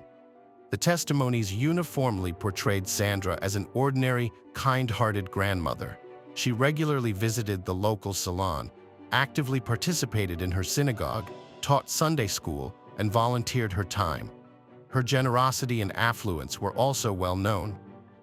What struck the detectives most was the resoundingly positive feedback from those who knew Sandra. They described her as deeply devoted to her grandchildren, particularly Jonathan. The testimony seemed to starkly contradict the heinous act she had confessed to committing. However, a different narrative unfolded when the detectives spoke with Jennifer, Sandra's daughter, and Jonathan's mother. Jennifer offered a contrasting perspective on her mother's character, contradicting the image projected by the community. She described her mother as a controlling and abusive figure, vastly different from the warm and compassionate person others had portrayed. According to Jennifer, her childhood was marked by constant parental fighting, with her mother physically assaulting her on multiple occasions. Her father's frequent absences left Sandra in complete control of the household, allowing her to behave like a tyrant, prone to violent outbursts. Years later, when Sandra remarried Fred Lane, Jennifer witnessed a significant shift in her mother's behavior. Sandra expressed deep affection for Fred, believing him to be a stabilizing influence in their home. Initially, her controlling nature seemed to subside. However, after Jennifer gave birth to Jonathan, Sandra allegedly attempted to reassert her dominance. Jennifer claimed that her mother's obsession with the baby bordered on an unhealthy level, with Sandra becoming so fixated that Jennifer jokingly wondered if she wanted to kidnap the child. After Sandra was charged with murdering her grandson Jonathan, The community of West Bloomfield surprisingly rallied around her. A significant number of residents believed Jonathan was a drug user who got what was coming to him, sparking a wave of support for Sandra. On social media, community members posted messages of encouragement, affectionately referring to her as Granny and using the hashtag #GoGrannyGo. In this narrative, Jonathan was vilified as a monster, while Sandra was portrayed as an innocent, frail, elderly woman. Jennifer revealed that most of her family had bought into Sandra's self-defense story, effectively disowning both Jonathan's memory and herself. Throughout the ordeal, Sandra's husband Fred stood by her side, offering unconditional support. The medical examiner concluded that Jonathan Hoffman's death was a homicide resulting from the multiple gunshot wounds he suffered. An examination of the wounds revealed stippling, indicating that the gun was fired from varying distances. Additionally, a toxicology report revealed the presence of synthetic marijuana, also known as spice, or specifically K2, in Jonathan's system. At the time, spice was widely available in West Bloomfield, particularly among teens and young adults, who could purchase it at gas stations without identification. There were numerous reports of individuals experiencing adverse reactions to the substance, including violent behavior after consumption. 1 month prior to Jonathan's death, a disturbingly similar incident occurred involving another student from the same high school. Michael Cipriano, a classmate of Jonathan's, murdered his father, Robert, after a heated verbal argument. According to reports, Michael was under the influence of the synthetic drug spice at the time of the attack.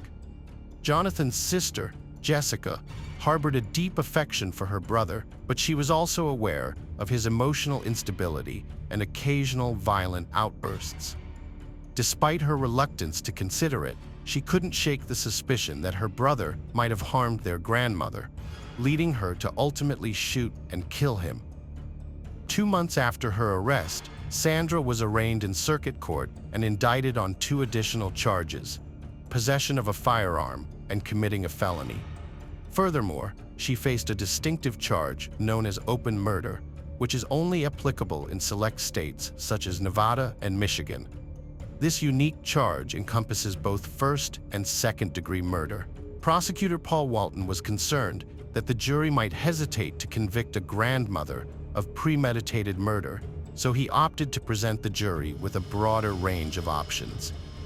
This decision displeased the defense, who felt that the prosecution was shirking their responsibility.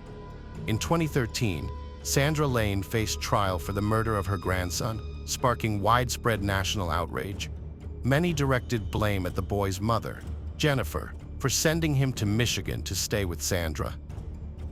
Throughout the trial, the defense portrayed Sandra as a devoted and loving grandmother, but the prosecution disputed her claim of self-defense. They presented telling images of Sandra taken after the shooting, highlighting inconsistencies. Her clothes remained unripped, her jewelry was still intact, and her hair was styled as usual. Moreover, bloody footprints found in the basement, matching Sandra's shoes, implied that she had searched for additional ammunition. After the prosecution rested its case, Sandra's defense team presented their argument to bolster their stance. Sandra's attorney took a calculated risk by allowing her to testify on her own behalf. The attorney believed it was crucial for the jury to hear directly from Sandra herself, giving a first-hand account of the experiences she had while living with her grandson Jonathan in the months leading up to his tragic death. According to Sandra, Jonathan had a history of violent outbursts, often kicking in doors and breaking objects. On one occasion, he even shattered a computer monitor.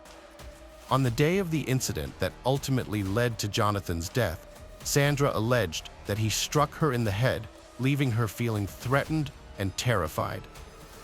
As a result, she decided to retrieve her gun, hoping it would serve as a deterrent to protect herself. Her intention, as stated in her testimony, was not to take her grandson's life, but rather to stop him from getting back up and attacking her again. However, during cross-examination by prosecutor Paul Walton, Sandra's account began to unravel. Under Walton's pressure, Sandra conceded that her motivation for obtaining the gun was not fear for her safety, but rather a desire to get Jonathan to listen to her. This admission severely undermined her credibility as a witness and made it increasingly difficult to argue self-defense. Experts testified that the K2 spice found in Jonathan's urine at the time of his death suggested he was not under the influence of the drug when he died. The presence of the drug in his urine indicated that it had already been metabolized, casting doubt on Sandra's claim that Jonathan was high on the drug and violent. After hearing the evidence presented at the trial, the jury deliberated for 2 days before returning a guilty verdict for second-degree murder and the use of a firearm during the commission of a felony. Sandra was subsequently sentenced to 20 years in prison. Hello friends, welcome to our channel. Today we're going to take a look at another horrible case with you. The case of Alana Frick. Alana Christine Frick was born in September 1977 in Windsor, Ontario, Canada, to Croatian immigrants, George and Anafi. She was the younger of 2 daughters, and her birth was seen as a miracle by her parents, who had been told by doctors that they would not be able to conceive again after her older sister, Caroline. Alana was very close to her sister from an early age and was raised with strong values of hard work and education. Her parents worked tirelessly at a large car factory to provide for their daughters and instill in them a love of learning. Both sisters excelled in school, but Alana stood out for her determination and passion for learning, spending all her free time reading and pursuing extracurricular activities like dance, gymnastics, and track and field. During her summer breaks, Alana worked in cornfields to help her family and learned to budget wisely.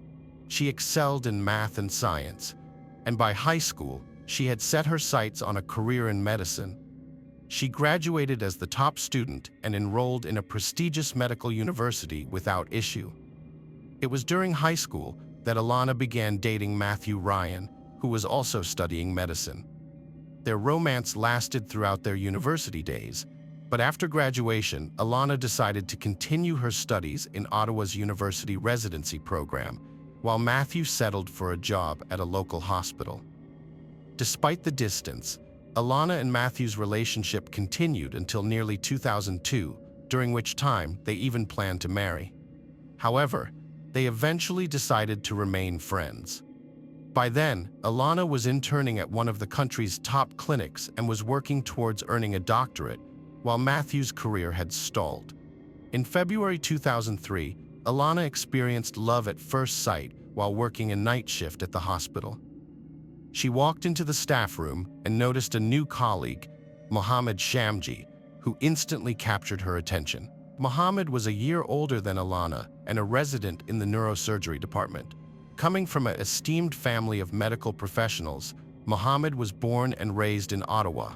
His father, Farid Shamji, was a distinguished surgeon, and his mother, Edith, was a skilled psychiatrist. His older brother, Ali, was a seasoned medical biophysicist, and both brothers had graduated from Yale University. Mohammed later returned to Canada to earn his doctorate from the University of Western Ontario. Although Mohammed initially showed no interest in approaching Alana, she was drawn to him and attempted to catch his eye. Eventually, Mohammed asked his colleagues for her phone number, sent her a message, and their romance began to flourish. Alana thought Mohammed was shy and introverted because he rarely initiated conversations, felt uneasy on dates, and would suddenly change topics or become silent. However, it was later revealed that his distant behavior wasn't due to shyness, but rather a lack of interest, as he was already secretly dating another woman. When Alana found out about the other woman, she became determined to win Mohammed over and become his sole partner. Their relationship was tumultuous during the first year, with 3 breakups and reconnections, mainly due to Alana's persistence. Despite her parents' advice to leave Mohammed, Alana remained committed, believing she had found her true love. Alana showered Mohammed with gifts, surprises, and home-cooked meals, but he only occasionally reciprocated her efforts. Meanwhile, Muhammad seemed to simply accept her affections, reciprocating only infrequently, creating an unbalanced dynamic in their relationship. In the summer of 2004, Alana discovered she was unexpectedly pregnant, which caused anxiety for both her and her partner. Despite their surprise, Muhammad, who was raised in a traditional Muslim country, felt pressured to marry Alana before their child was born, following cultural customs. The couple had two wedding ceremonies in early September 2004, one that respected Muhammad's family's cultural traditions and another with friends at a trendy restaurant complex. Although they appeared happy and in love, their marriage marked the beginning of a difficult period that would ultimately end in tragedy. In January 2005, they moved into a spacious house in an upscale Ottawa neighborhood and welcomed their daughter, Yasmin Ina. However, the birth of their daughter did not improve their marriage.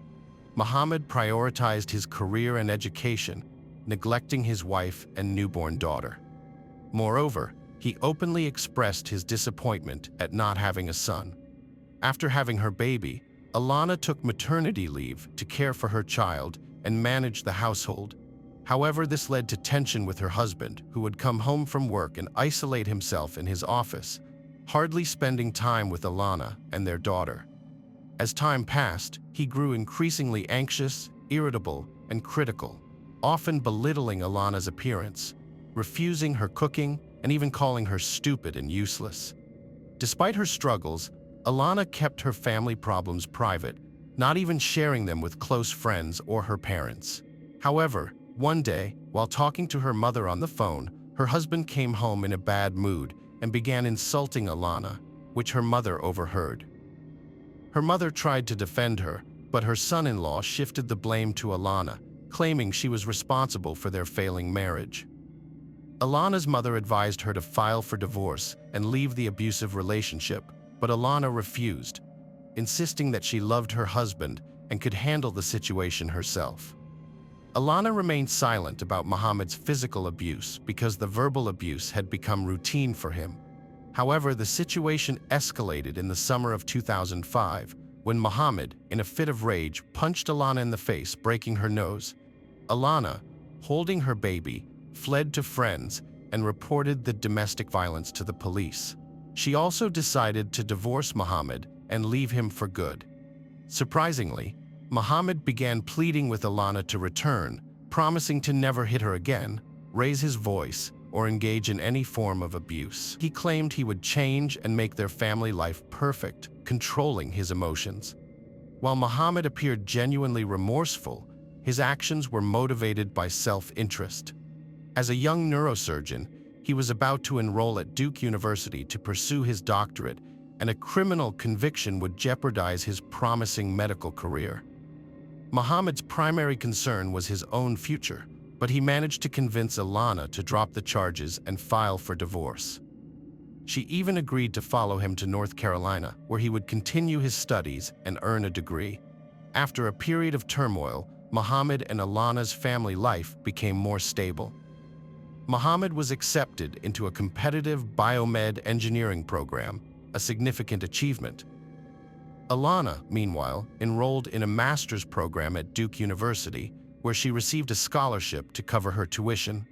As a result, the couple had more time for each other, and their relationship became more solid. They decided to have another child, and in August 2007, their daughter Fisa was born. Although Muhammad had hoped for a son, the family was generally happy. In the summer of 2009, the family returned to Canada, settling back into their Ottawa home. Alana quickly returned to work as a family doctor at a prestigious hospital, earning a good reputation. Muhammad juggled his work, studies, and university teaching responsibilities. Around the same time, social media was becoming popular, and the couple started a personal blog that presented an idealized image of their family life. Behind their perfect facade, Muhammad and Alana's relationship was troubled. He controlled every aspect of her life, dictating who she could see, what she wore, and even monitoring her online activities. He would openly criticize her appearance, style, and parenting, but Alana chose to remain silent and tolerant of his behavior. As time passed, Muhammad's aggression and yelling increased, always blaming Alana for their arguments and problems. In 2011, he was offered a prestigious fellowship in spinal surgery in Calgary, which he accepted.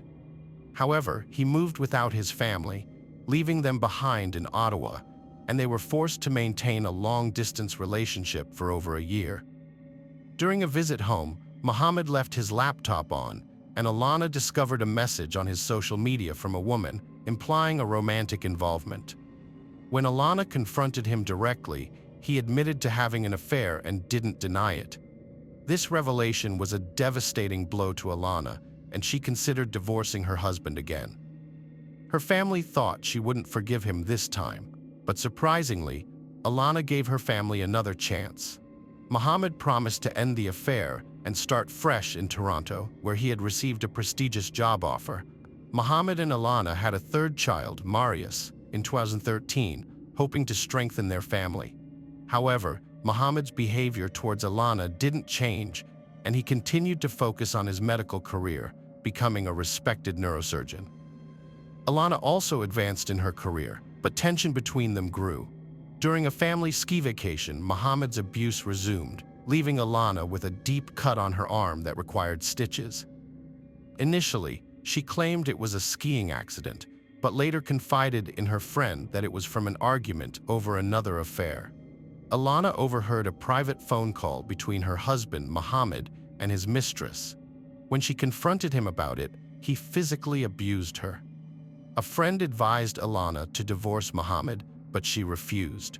Her friend jokingly suggested that Alana have an affair to get revenge, and although they laughed, Alana might have considered it a viable option to get back at her cheating husband. The summer of 2016 was difficult. While their older kids were at camp, Alana's youngest child stayed with her parents. During this time, the couple's relationship deteriorated. In early September, they celebrated their 12th anniversary on social media, but just a week later, they discussed getting a divorce. Muhammad refused, stating he was content, while Alana felt desperate. She started an affair with a colleague who had shown interest in her. Alana found solace in this new relationship, enjoying the care, attention, and feeling loved again. She became so enthralled that she might have considered leaving her children behind to be with her lover. On November 25, 2016, a fierce argument erupted in the family when Elena told her husband Muhammad that divorce was inevitable.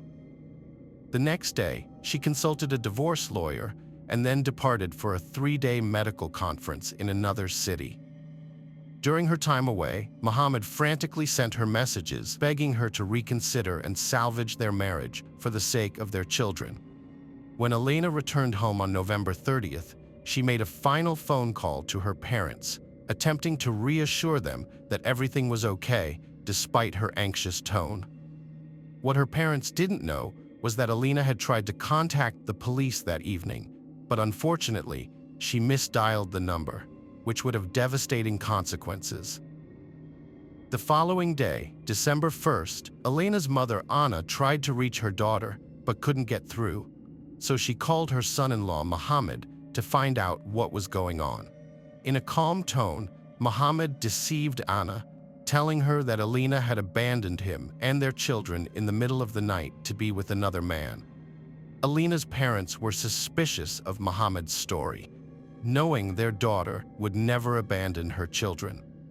They contacted a close friend of Elena's who lived nearby, asking her to keep an eye on the Muhammad home while they rushed to Toronto to file a missing persons report with the police. Alana's family was worried when her friend said her car was still in the driveway.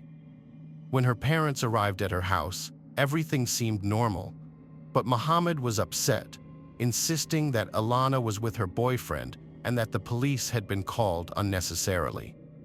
He had already told the police this when they visited earlier. Later, on December 2nd, a man walking his dog near the river, about 24 miles from the Muhammad's home, found a new-looking large suitcase under a bridge. Despite initial hesitation, his curiosity led him to open it, and he was shocked to find the body of a blonde woman inside. He immediately contacted the police, who sent the suitcase and body to the medical examiner to identify the victim and determine the cause of death. Alana's body was easily identified due to a luggage tag on her suitcase from a recent conference trip. Her parents confirmed her identity. An autopsy revealed that she had suffered multiple abrasions and bruises, but the primary cause of death was mechanical asphyxiation and a broken neck. The body was found dressed in pajamas, with no shoes, and positioned in a way that suggested she was placed in the suitcase shortly after death. Muhammad, the suspect, was apprehended the same evening at a coffee shop where he was consulting with a lawyer, apparently preparing to flee the country. However, he was caught before he could escape. He was charged with first-degree murder, but the neurosurgeon denied any involvement in the crime. A disturbing aspect of the incident came to light. Their 12-year-old daughter, Yasmin, had unknowingly witnessed her mother's murder. According to Yasmin, she heard screams and noise coming from her parents' room and rushed in. She cracked open the door to see her father kneeling behind the bed, with her mother likely lying on the floor, out of her sight. Muhammad yelled at Yasmin, telling her to leave, shut the door, and go back to bed. The next morning, he told the girls that their mother had left. Despite her young age, Yasmin sensed that something terrible had happened, but she struggled to believe that her father could have killed her mother. To protect Yasmin from having to testify in court, Muhammad confessed to the crime and recounted the events of that fateful evening. Muhammad and his wife, Alana, got into an argument about her infidelity and desire for a divorce. The situation escalated quickly, and Muhammad physically attacked Alana, knocking a phone out of her hand as she tried to call the police. He struck her multiple times in the face, pinned her to the floor, and strangled her. Their daughter walked into the room but couldn't see what was happening because of the bed. When Muhammad realized Alana was no longer breathing, he tried to resuscitate her, but it was too late. He had broken her neck during the attack. He then put her body in a large suitcase, drove around for hours, and eventually threw the suitcase off a bridge into a river, hoping the current would carry it away. However, the suitcase got stuck against the bridge's foundation in the darkness. During Muhammad's trial in 2017, his father, Farid Shamji, caused an uproar by making disparaging comments about his deceased daughter-in-law. Shamji tried to justify his son's actions, claiming Alana had been unfaithful and provoked Muhammad. These comments led to an investigation, and Shamji's medical license was revoked in April 2019. Muhammad was convicted of second-degree murder and received a life sentence, but he will be eligible for parole in 14 years. Since he had already served time during the trial, he could be released as early as 2030. As part of his sentence, Muhammad is not allowed to contact his children or Alana's parents and must pay them a substantial amount of money in compensation. He has also been banned from practicing medicine or teaching again, having his medical license revoked permanently. Alana's parents are now taking care of the children, who have been left without their parents. Hello friends, welcome to our channel. Today we're going to take a look at another horrible case with you, the case of Fasako Sano. Fasako Sano, later known as Sachiko Yamada, was born on November 28, 1980, in Mitsuke, a small town in Niigata Prefecture, Japan. She came from an average-income family and was a beloved child. She attended a local school, enjoyed baseball, and supported the local team. On November 13, 1990, 2 weeks before her 10th birthday, Fasako, then in the 4th grade, was walking home from school after staying late to watch a baseball game. Her parents were aware of her schedule, so they weren't worried when she walked home alone on her usual route. The cold autumn evening was dark, with few pedestrians and cars passing by quickly. Suddenly, a car overtook her and screeched to a halt, swerving in front of her. This sudden event marked a turning point in Fusako's life. Nobuyuki Sat, the kidnapper, was born on July 15, 1962, in Niigata Prefecture, Japan, into a wealthy family. His family's successful business was related to passenger transportation. As the youngest child, Nobuyuki was spoiled and capricious, with no limits set for him. He was emotional and sometimes aggressive when his demands weren't met immediately. His father was 62, and his mother was 37 when he was born, and he had 5 older siblings from his father's previous marriage, but he didn't have a close relationship with them. Nobuyuki's behavior was often erratic and challenging. On one occasion, he even threw a tantrum in a store, physically lashing out at his mother when she refused to buy him another toy. At school, his peculiar behavior and difficulty interacting with others made it hard for him to make friends. His tall stature, which embarrassed him, led to teasing and unkind nicknames, causing him to slouch to try to minimize his height. Despite his father's efforts to provide him with a comfortable and spacious room in their luxurious European-style home, Nobuyuki was unhappy and afraid to be alone in the room. His restless behavior and irrational fears prompted his parents to seek professional help from a doctor. The boy was first examined at a regular hospital and then sent to see a psychiatrist. The psychiatrist diagnosed him with several anxiety disorders, including a fear of the dark, a fear of germs and dirt, and a unique combination of 2 other phobias. On one hand, he had autophobia, which is a fear of being alone. On the other hand, he also had sociophobia, which is a fear of social interactions. This meant that he was equally afraid of being by himself and of being around other people. Nobuki was a loner throughout his life. Despite being attractive, he never had a girlfriend in high school, nor did he have any friends. His peers shunned him, and he became an outcast. As a result, he took out his frustrations on his elderly parents, who always forgave him and tried to make him happy with gifts and money. As an adult, Nobuki struggled to hold down a job. He frequently got into trouble, clashed with coworkers, and neglected his responsibilities, making him unemployable. He would often leave work early for frivolous reasons, such as feeling sad because it was raining. On one occasion, he intentionally hurt a female colleague, likely to get her attention. The incident was deemed an accident, but Nobuki was immediately fired. He never found another job and relied on his parents for financial support. Over time, Nobuki became increasingly reclusive, rarely leaving his room, and his conflicts with his parents escalated. After a particularly heated argument, Nobuki set a fire in his own home, which nearly destroyed the entire house and its occupants.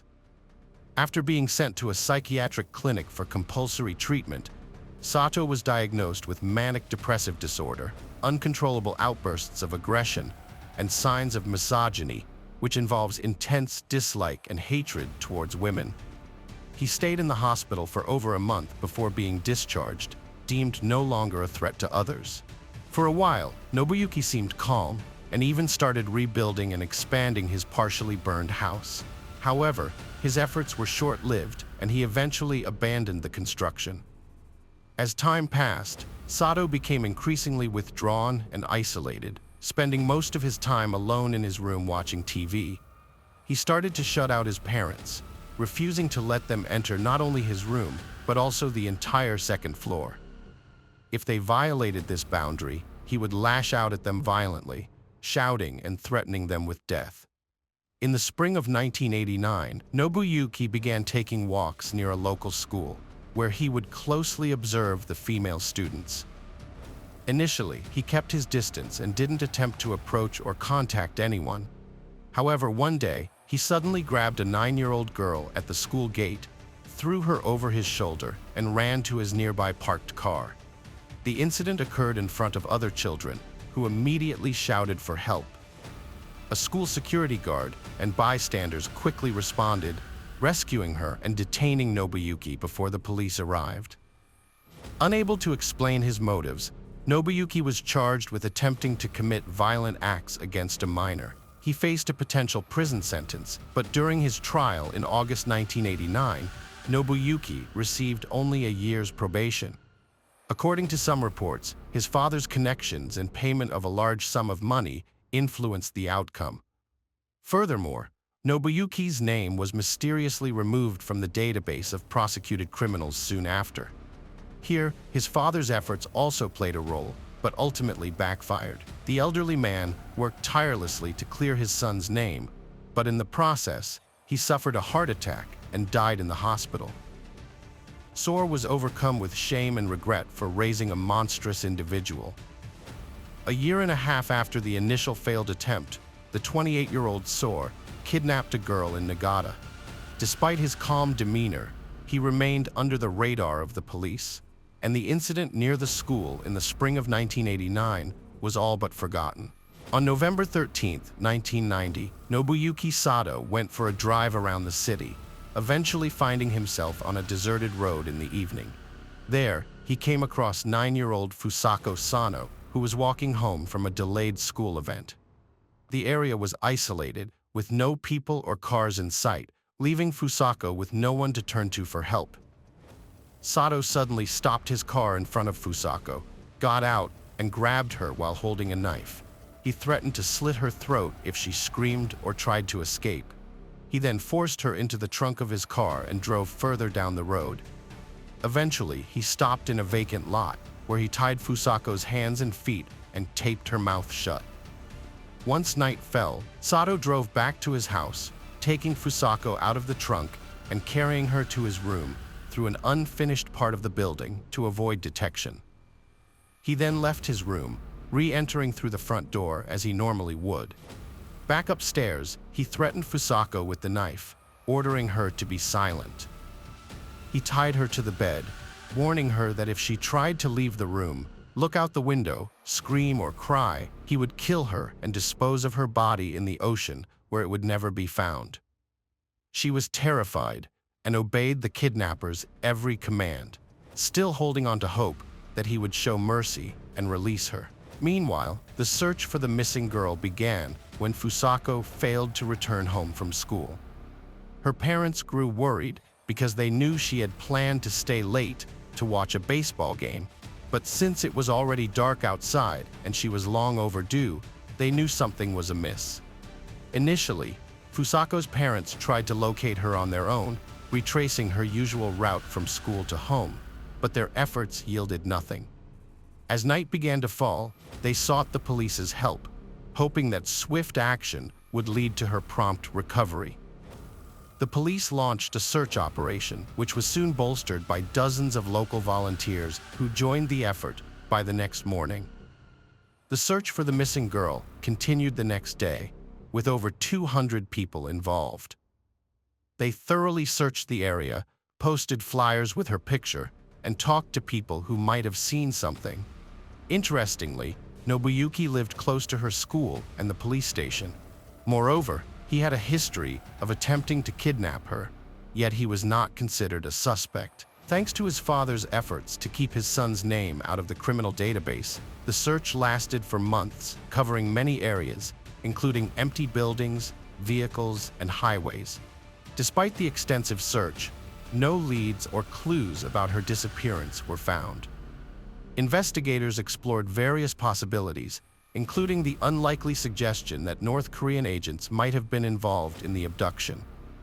As time passed, the search for Fusako Sano was unsuccessful, and she remained a captive of Nobuyuki's obsession.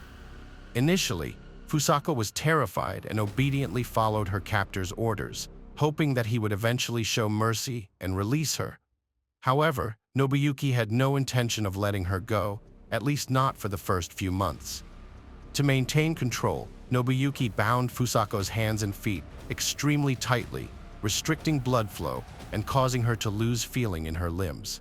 He punished even the slightest disobedience or noise with a stun gun, beat her on the head and body, or threatened her with a knife. Despite his cruel treatment, Nobuyuki never sexually exploited Fusako during her captivity.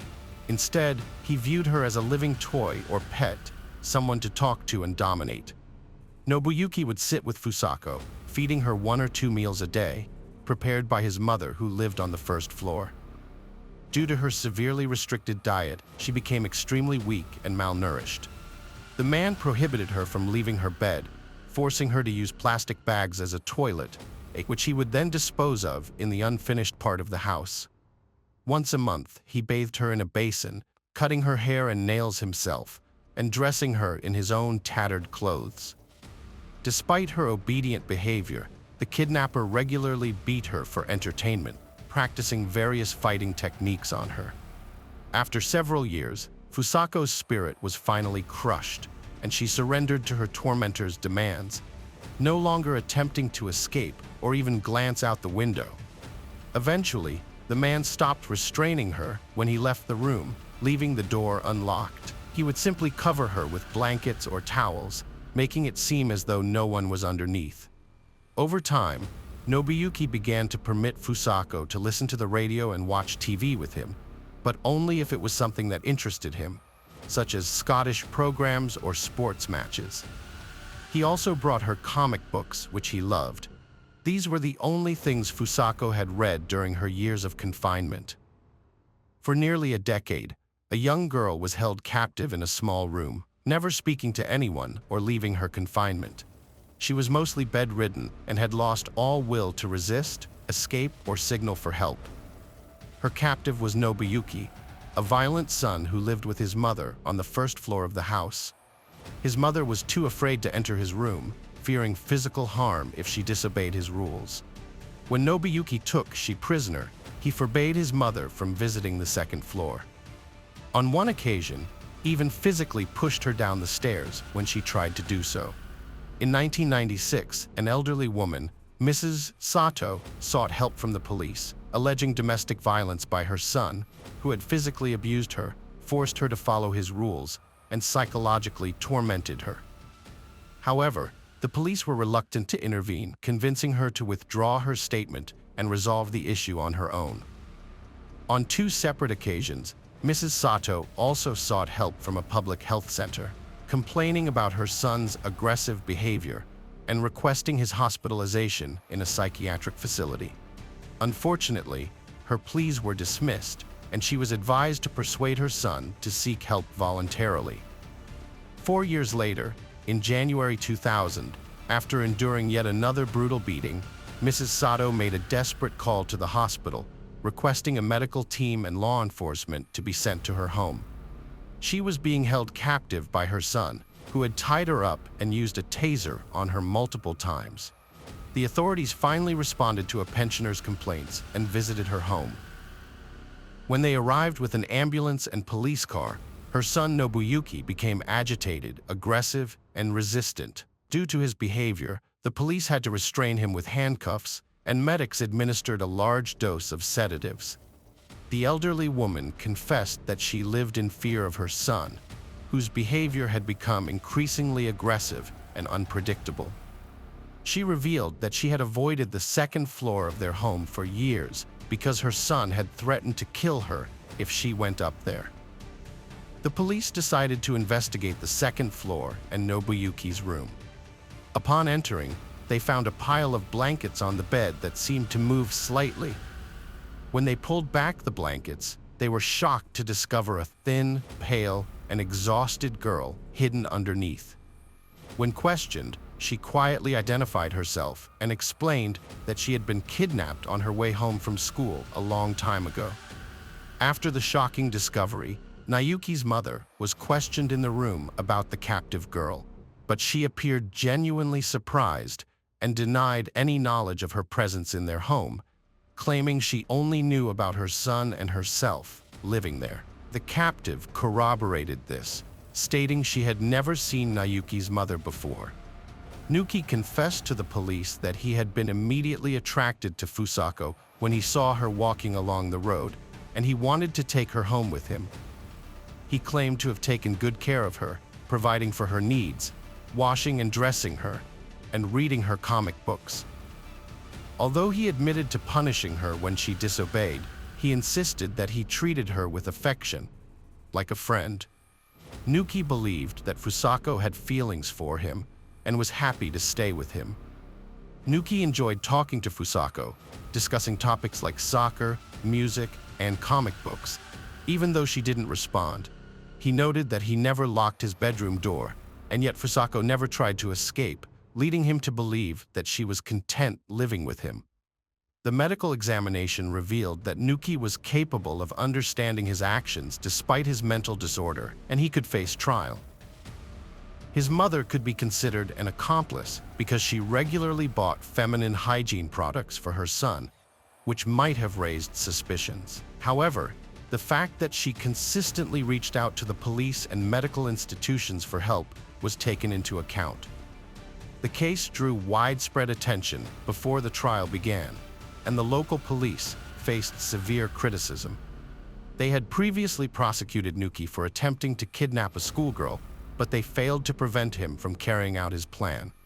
As a result, the local police chief and the head of the regional police department were removed from their positions.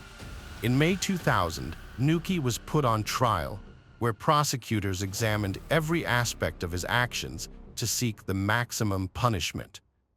As a result, Nuki was found guilty and received a 14-year prison sentence. Nuki was released in the spring of 2015, but his mother had passed away by then, leaving him with no living relatives. Unfortunately, he was found dead in a small rented room in early 2017, and the cause of his death remains unknown. Fusako's life was devastated by the ordeal. When she was finally discovered, she was extremely weak, malnourished, and had severe muscle atrophy. She had developed a stutter, was afraid of sunlight, and had almost lost her ability to communicate. Her parents didn't even recognize their own daughter when they saw her for the first time in nearly a decade.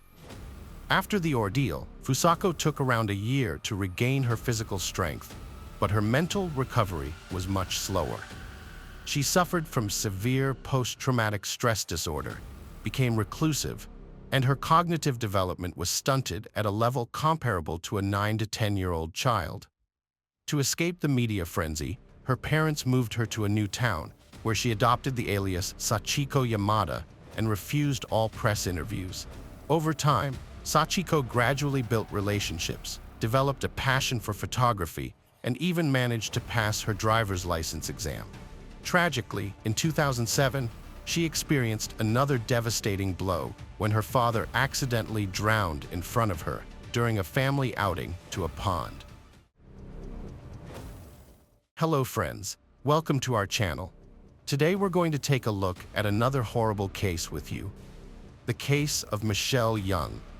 Michelle Marie Young, born in February 1977 in New York, grew up with her younger sister Meredith, with whom she was extremely close. Their mother, Linda, devoted significant time to her daughters, encouraging their development and nurturing their talents. Michelle was drawn to law and economics from an early age, hoping to pursue a career in these fields. After high school, she applied to several universities and was accepted into a prominent institution in North Carolina's capital. At the university, Michelle excelled in her economics and law studies, earning a master's degree. Upon graduation, she landed a prestigious position at a leading accounting firm in the state.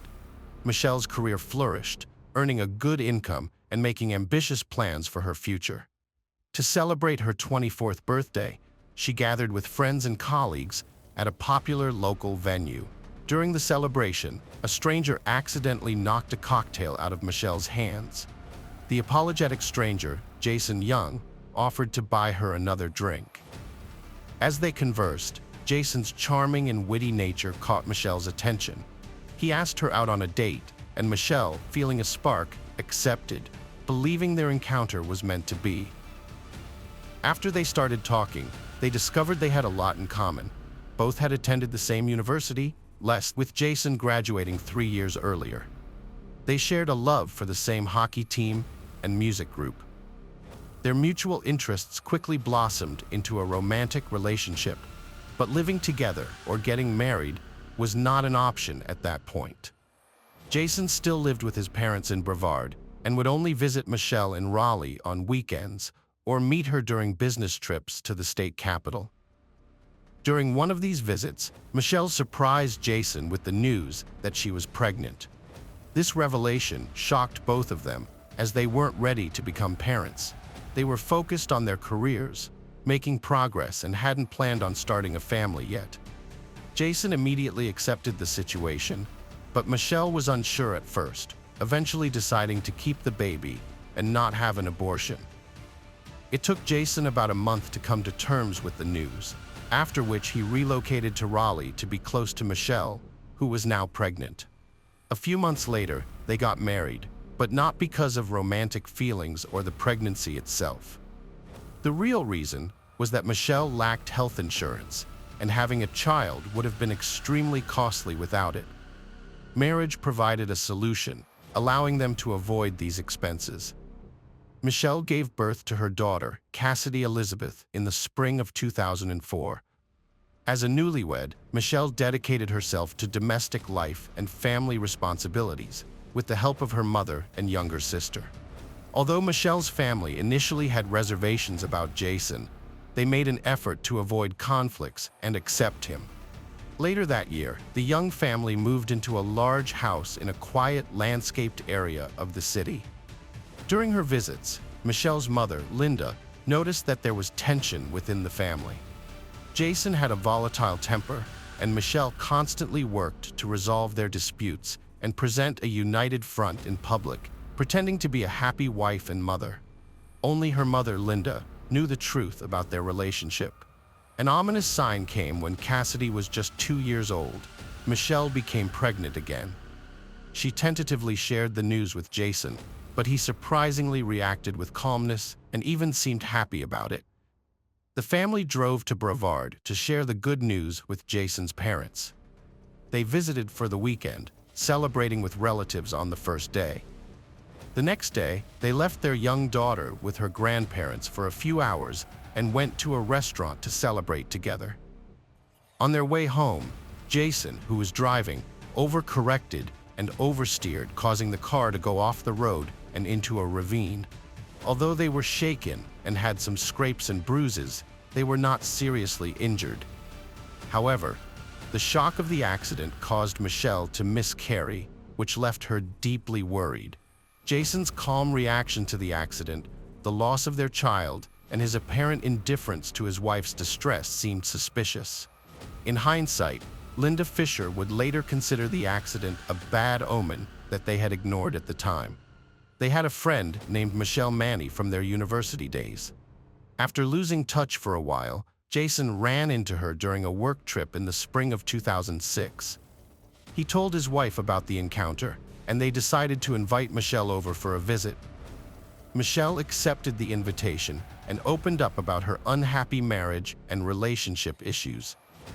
She constantly praised Jason, telling his wife how lucky she was to have him. Although Michelle noticed Michelle's flirting behavior, she genuinely wanted to comfort and support her friend.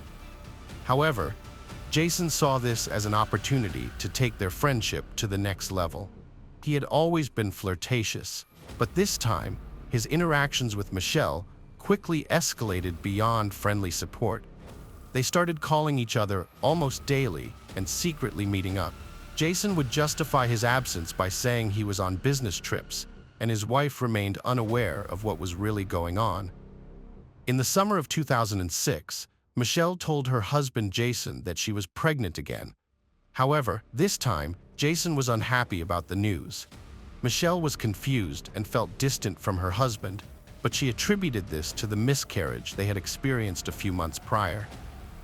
Unbeknownst to Michelle, Jason was secretly contemplating how to end their marriage with minimal personal consequences.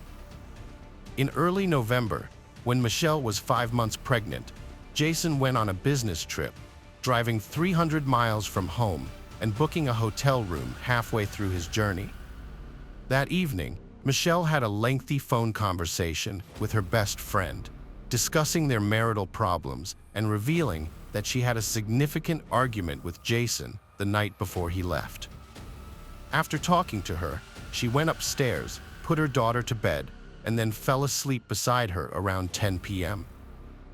Meanwhile, Jason arrived at the hotel, claiming he was exhausted from the journey, and went straight to his room to rest. However, his real intention was to carefully observe the hotel's entrances, exits, and security cameras, plotting how to sneak out and back in without being detected. He was working on creating a foolproof alibi for what he believed would be the perfect crime. In the early morning hours, Young called his sister-in-law, Meredith, for assistance. He explained that he wanted to surprise his wife, Michelle, with a piece of jewelry for their wedding anniversary, but he had accidentally sent the order confirmation to their home fax machine.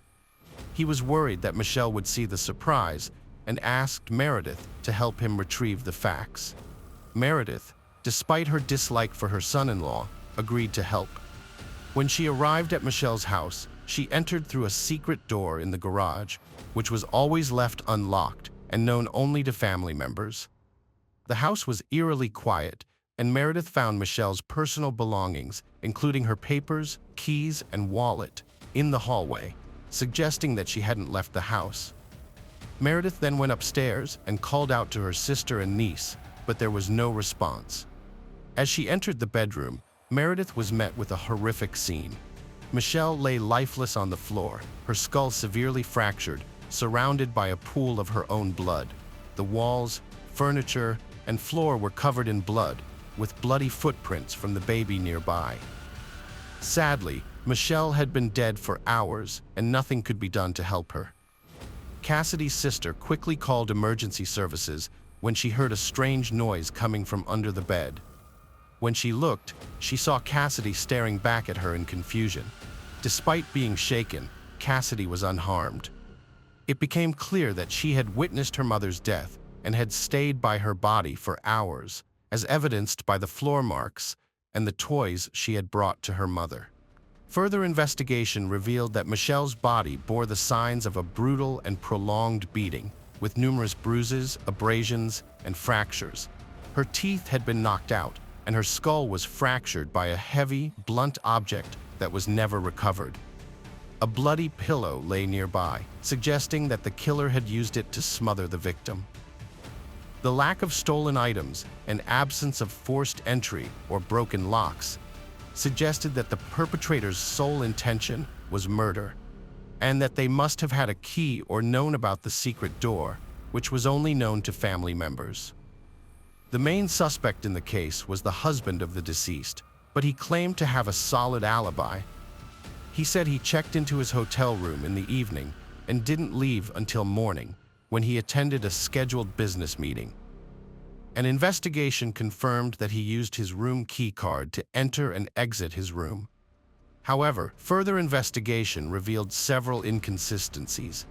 For instance, a hotel employee found that the emergency exit door had been propped open with a cobblestone to prevent it from slamming shut. The surveillance camera that monitored this door had been intentionally disabled on the night of the murder. In fact, it stopped recording around half an hour after the suspect checked into his room. Furthermore, a man resembling the suspect was seen getting gas at a station between the hotel and the crime scene. When asked to provide identification, he refused and quickly left the station without waiting for change. The gas station attendant later identified the suspect, but he continued to deny any involvement, claiming he had stayed in his hotel room all night. On the eve of the tragedy, Jason Young made over 24 calls to Michelle, followed by 5 brief calls to his mistress, each lasting no more than 15 seconds. This suggests that Jason may have been panicking. Notably, all these calls were made outside the hotel, despite his claim of having stayed there all night. Additionally, Jason was late for a scheduled business meeting with his partners and appeared confused. While these events are suspicious, they do not provide conclusive evidence, individually or collectively, to prove that Jason Young was responsible for the brutal murder of his pregnant wife. For nearly 3 years, Jason lived a normal life, even gaining custody of his young daughter, a devastating blow to his late wife's relatives. During this time, he began openly dating Mani, a friend of his deceased wife Michelle, which only fueled suspicion that he was responsible for her brutal murder. Jason was finally arrested in 2009, but the initial trial ended in a mistrial due to a hung jury, despite substantial evidence pointing to his guilt. However, the case was reopened in 2012 after new evidence emerged, including eyewitness testimony placing Jason near a hotel on the night of the murder.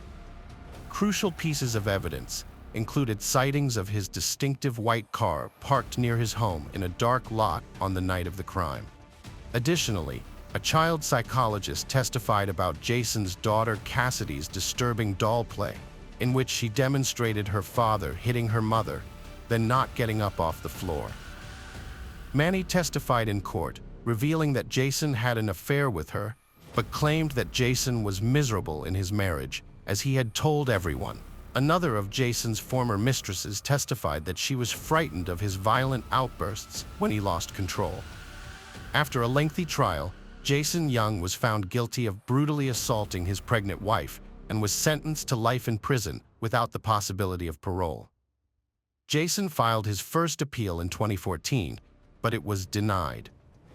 In 2018, he requested a review of his case, but the State Court of Appeals again denied it. Cassidy, the daughter of Jason's murdered wife, was left without her parents.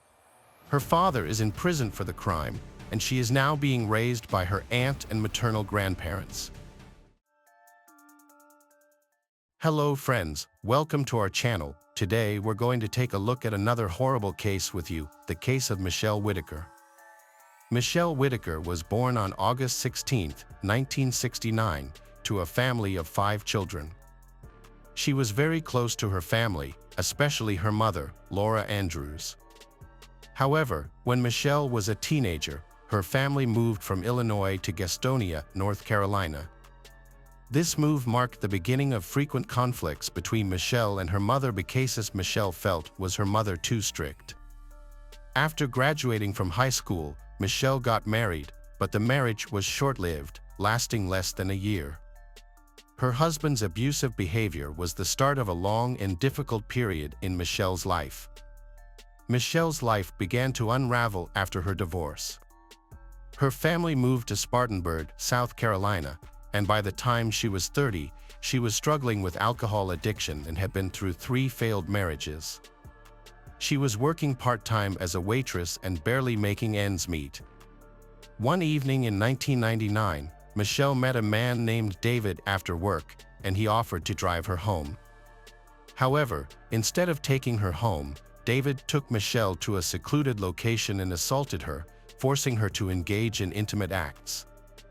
He was arrested a year later, pleaded guilty to assault and battery, and was sentenced to 8 years in prison. Before her disappearance, Michelle was arrested for driving under the influence of alcohol. Her parents, desperate to help her, contacted the police and asked that she be held in custody until a spot in a rehabilitation center became available.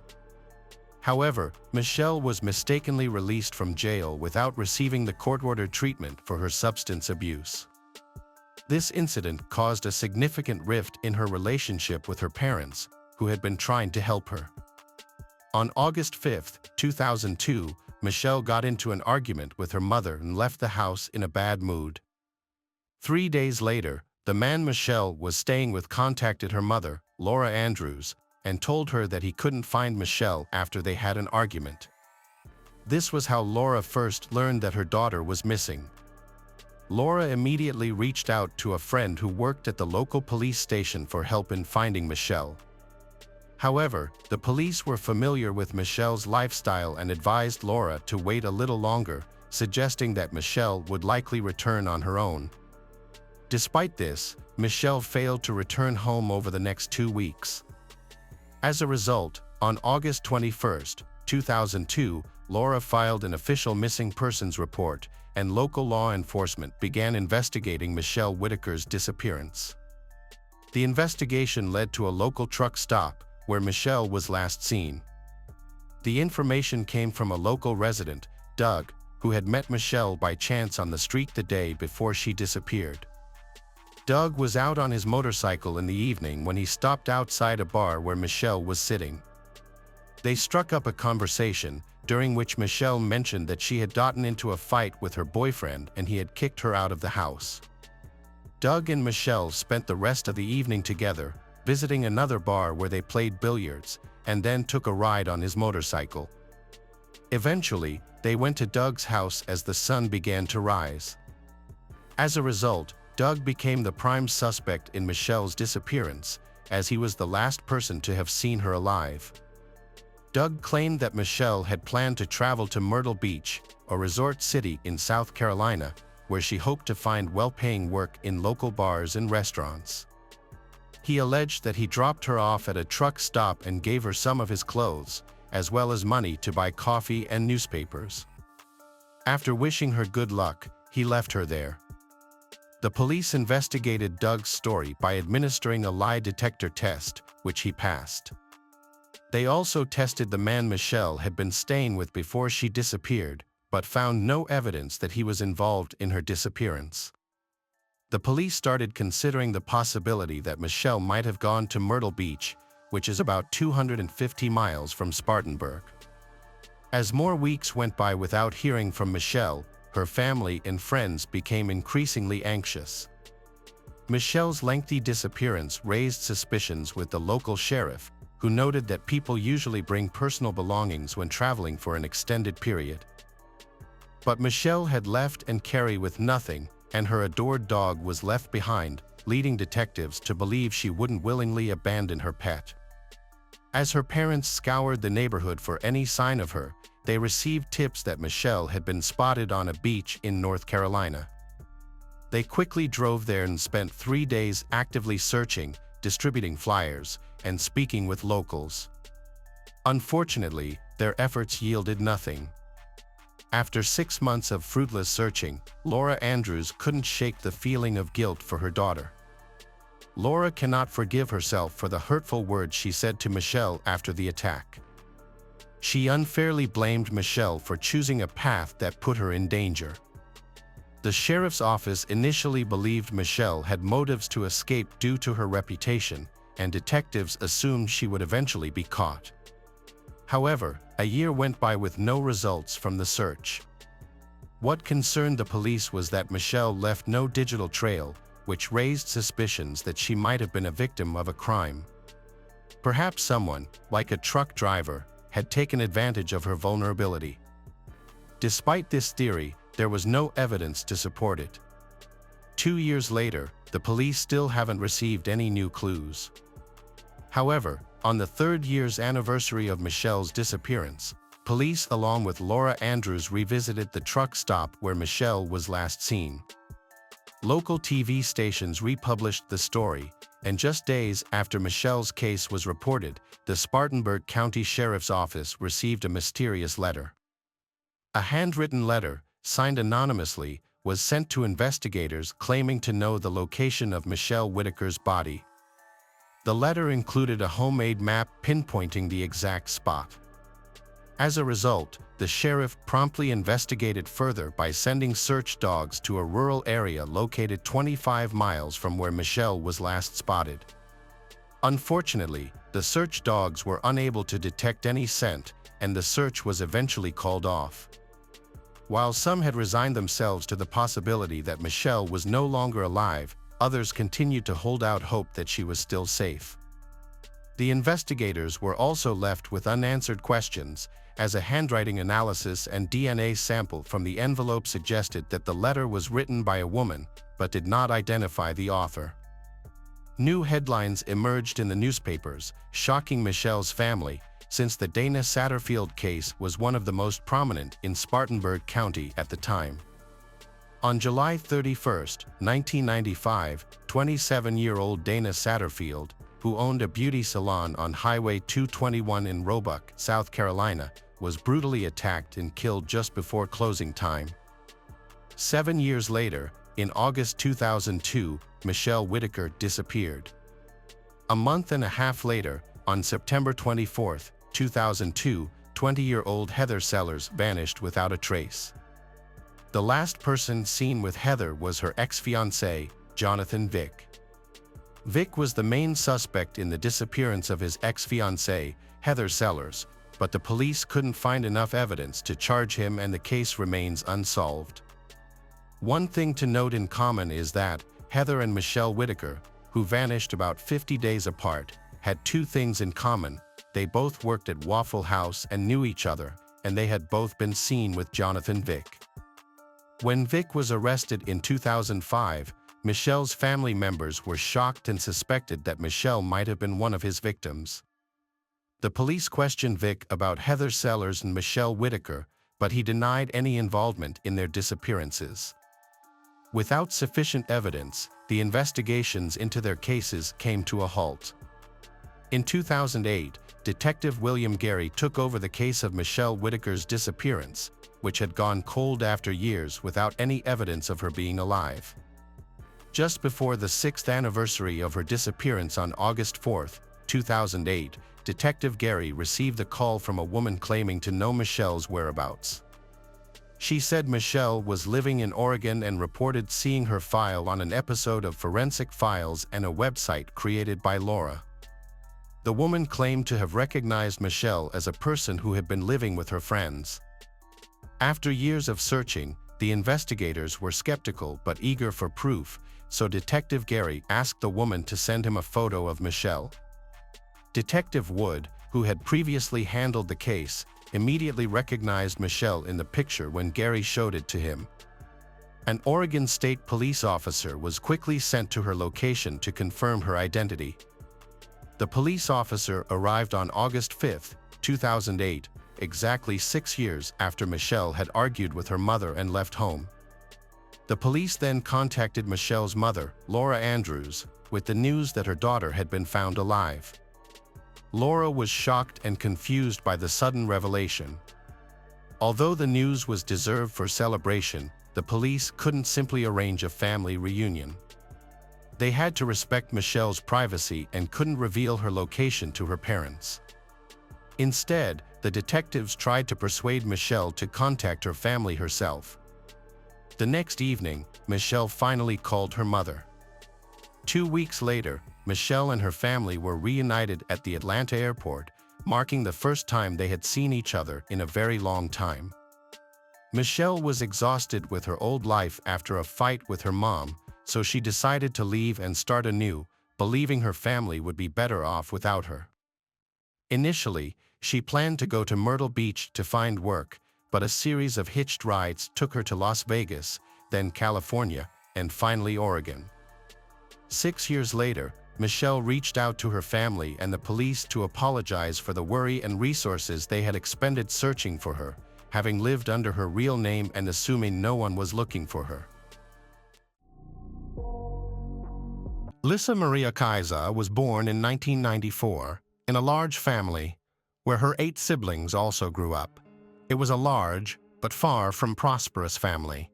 Parents were busy with their own problems and did not show love and care towards their children. Moreover, there were rumors that abuse and violence were rampant in the family. The story in question unfolded in the year 2020, at the very time when the whole world was consumed with the fight against COVID-19. In one corner of Ecuador, quietly and unnoticed, truly terrible events were unfolding. Here, in the small parish of Pifo, on the northeastern outskirts of Quito, the protagonist of this tragic story was born and raised. Lisa Maria Kaiser, a woman with an enigmatic gaze, whose life story became a true Ecuadorian nightmare.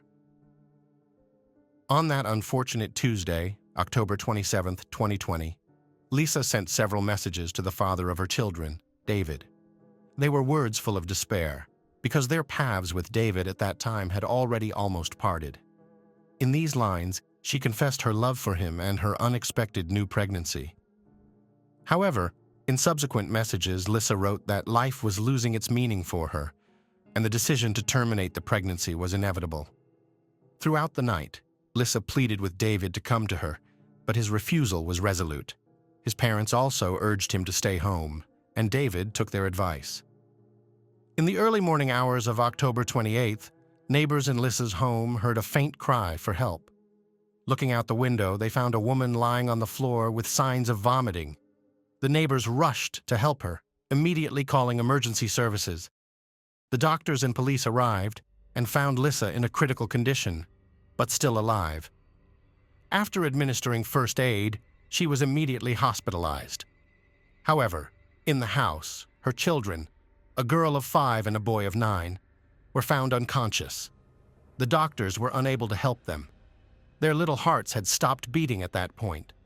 Authorities learned the identity of the children's father and contacted David Acosta, who, upon learning of the tragedy, immediately arrived on the scene accompanied by his father. He was informed that Lisa was in the hospital and his children were found without signs of life. After several days of fighting for life in the hospital, Lisa finally regained consciousness. By that time, the investigators, guided by their findings, had presented the prosecutor's office with sufficiently convincing arguments to issue an arrest warrant for this mysterious woman. When she was released from the hospital, she was immediately transferred to a social rehabilitation center. The authorities insisted that Lisa undergo a psychological and psychiatric evaluation, as her state of mind required further investigation as part of the upcoming trial. Lisa ended up in a rehabilitation center, and doctors and psychologists took up their work. In a conversation with a criminal psychologist, Lisa opened up about her difficult childhood, where her parents fought and abused each other and their children. Her childhood had a noticeable impact on her state of mind, and moments of quarrels and her parents' divorce became an integral part of her memories. Such a childhood forced Lisa to go to work from the age of 11 to be able to study. The girl strived to escape from her dysfunctional family and build her future in a different way. The expert report also indicated that Lisa had been abused. She talked about how, after several years of marriage, David, her husband, changed dramatically. He began to humiliate his spouse and then to raise his hand against her. On the day of the tragedy with the children, investigators working at the scene found several glasses with liquid residue on the table. These finds later revealed traces of epilepsy pills belonging to one of the children, as well as other chemicals requiring identification. Police officers thoroughly searched the house, and after noticing a strange odor in the kitchen, noticed a suspicious area under the utility room. They broke down the barrier and found a lifeless body wrapped in a blanket, with characteristic signs of having been there for a long time. Later, further investigation revealed that the discovered body belonged to Jaime Yanchaguano, a 28-year-old who had been in contact with Lisa. Jaime had been reported missing by his family days before the gruesome discovery. According to Rosa Yanchaguano, Jaime's sister, he was last seen on October 18th. Rosa told investigators that after her brother disappeared, Lisa called several times inquiring about him. Lisa claimed to have received a text message from Jaime, in which he wrote how some illegal substance traffickers were holding him by force and demanding a ransom of $8,000. In doing so, she strongly cautioned Jaime's family against contacting the police. It became a key point in a complex investigation that required detectives to not only solve the tragedy, but to find out if there were any other hidden victims in the story. During her interrogation, Lisa said that in 2020, while working in a cookie factory, she met Jaime Yanchaguano. According to her, he became just a friend. Lisa sought to return to her husband, who was allegedly going to blackmail Jaime to get money from him. David made it clear to his wife that if she did not help him, he would divorce her. Later, David handed Lisa a white powder and told her to slip it into Jaime's food. When the task was completed, Jaime fell asleep and never woke up again. Realizing what had happened, Lisa tried in desperation to get her husband back, but all was unsuccessful, so she swallowed the same poison and gave it to her children. However, it did not have the expected effect on her, and Lisa turned to her neighbors for help, trying to save herself from the same horror that had befallen her children. After her testimony, investigators launched an investigation, but no evidence of David's involvement in the events was ever found. No one close to the couple could have predicted that Lisa Maria and David Acosta's fate would lead them through such a difficult ordeal. When they met, Lisa was only 16 years old and still in high school. She was a dreamy and romantic girl, and David was a strong and determined young man. Soon their friendship developed into strong feelings, and this led to Lisa's unexpected pregnancy. Although the young people's families did not approve of their relationship, David's parents always supported their son and welcomed Lisa into their family. In difficult moments, David's family became a true support for the young couple. Inviting Lisa to live with them, they made every effort to make sure she finished high school. When Lisa turned 18, the lovers got married. 2 years later, the young family was waiting for the appearance of a second child, a little daughter. David's parents decided to provide the young couple with their own housing. They gave Lisa and David a separate apartment, which became for them a corner of family happiness. But over time, the couple's relationship began to deteriorate. It was obvious that both spouses sinned of cheating, which led to mistrust and disappointment. Boundless love, which seemed unshakable, began to weaken. To make matters worse, Lissa complained of psychological abuse from David, which led her to seek help from the police. Eventually, she was granted a protective order, and David was forced to leave the family home. It was at this point that Lissa began to use her position and blackmail David, demanding money for the opportunity to see their joint children. The beginning of September 2020 brought an unexpected challenge into Lissa's life that drastically changed her daily routine. The young mother discovered that her oldest son was suffering from seizures, and in desperation, she went to the emergency room at Baca Ortiz Hospital. After stabilizing the baby's condition, the doctors decided to conduct a series of tests, revealing a focal form of epilepsy, a severe disease that affects a specific part of the brain. The doctors urged Lissa to undergo additional tests, including MRI scans, and to consult with specialists as soon as possible. However, the mother, as if ignoring the seriousness of the situation, decided not to follow these recommendations. A month later, the situation was repeated.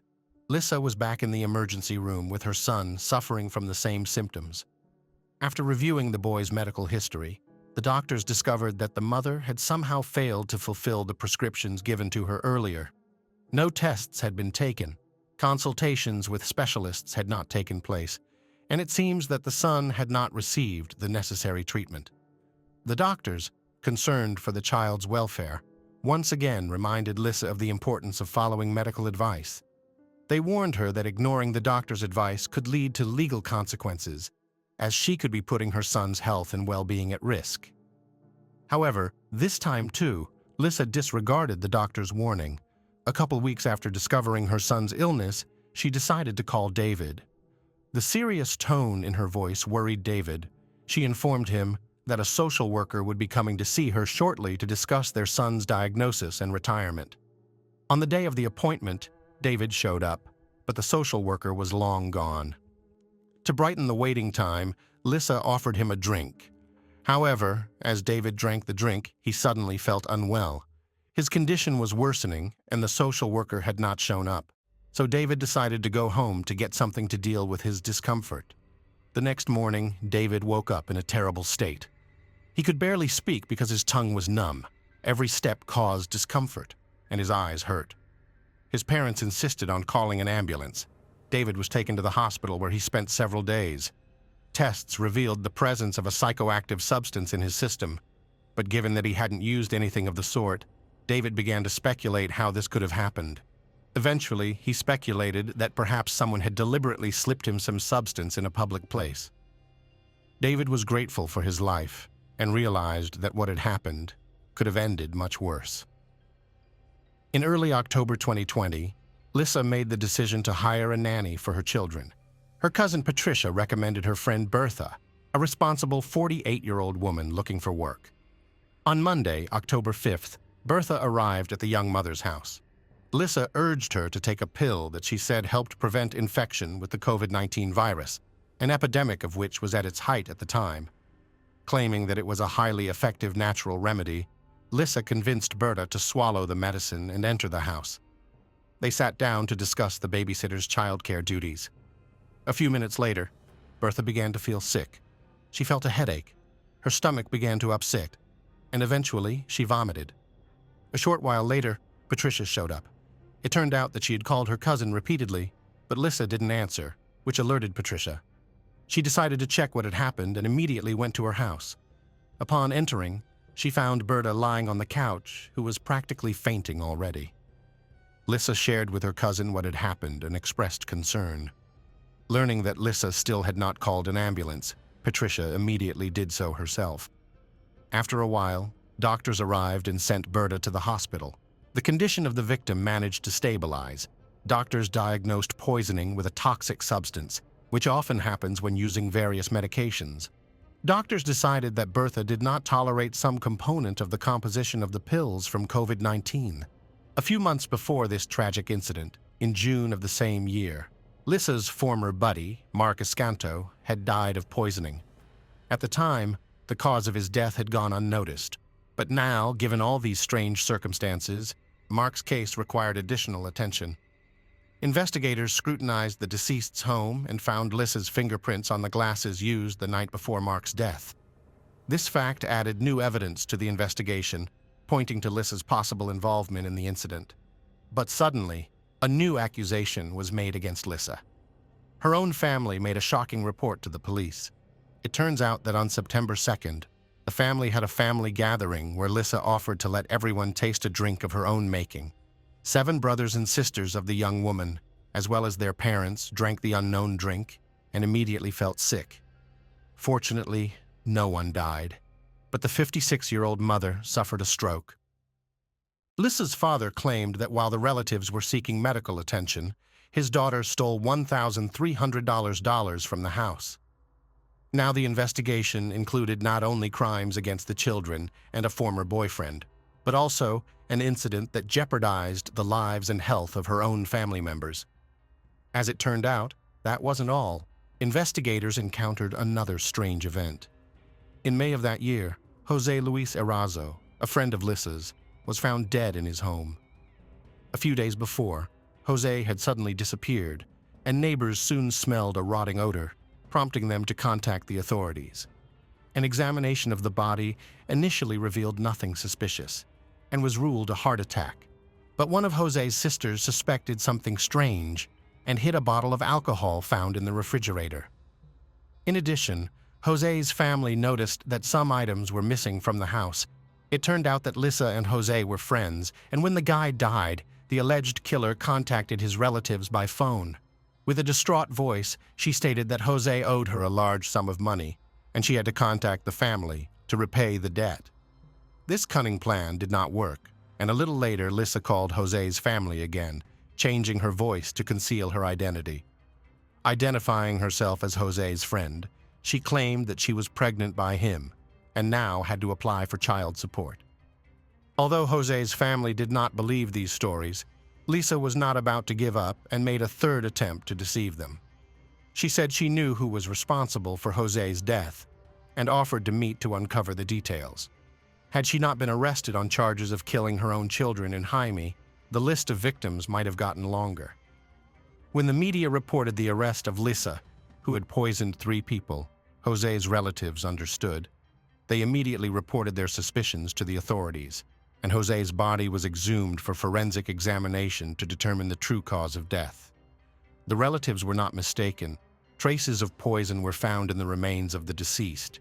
On December 22, 2020, a hearing was held for Lissa Maria Kaiser for the murder of her 2 children, whose names and photos were classified, and for Jaime Yanchaguano. The trial was conducted virtually due to restrictions related to the spread of the COVID-19 virus. Lissa had been in contact from a social rehabilitation center. The prosecutor's statement said that Lissa gave her children a toxic mixture of insecticides and anti-epileptic drugs. In interrogations, she claimed that she had grown desperate and could not leave her children with her husband David, who did not care for the children. In fact, she admitted that she wished them dead. At the end of the hearing, the judge issued the defendant a court pass and ordered her remanded into custody pending trial. The children's trial next took place in 2021 at the Pichincha Provincial Court. The prosecutor presented a set of evidence to prove Lissa's guilt. Among them were statements by David, who revealed the content of messages the wife had received on the eve of the tragedy. In one of the messages, she claimed that she would take with her what belonged to her, referring to the children.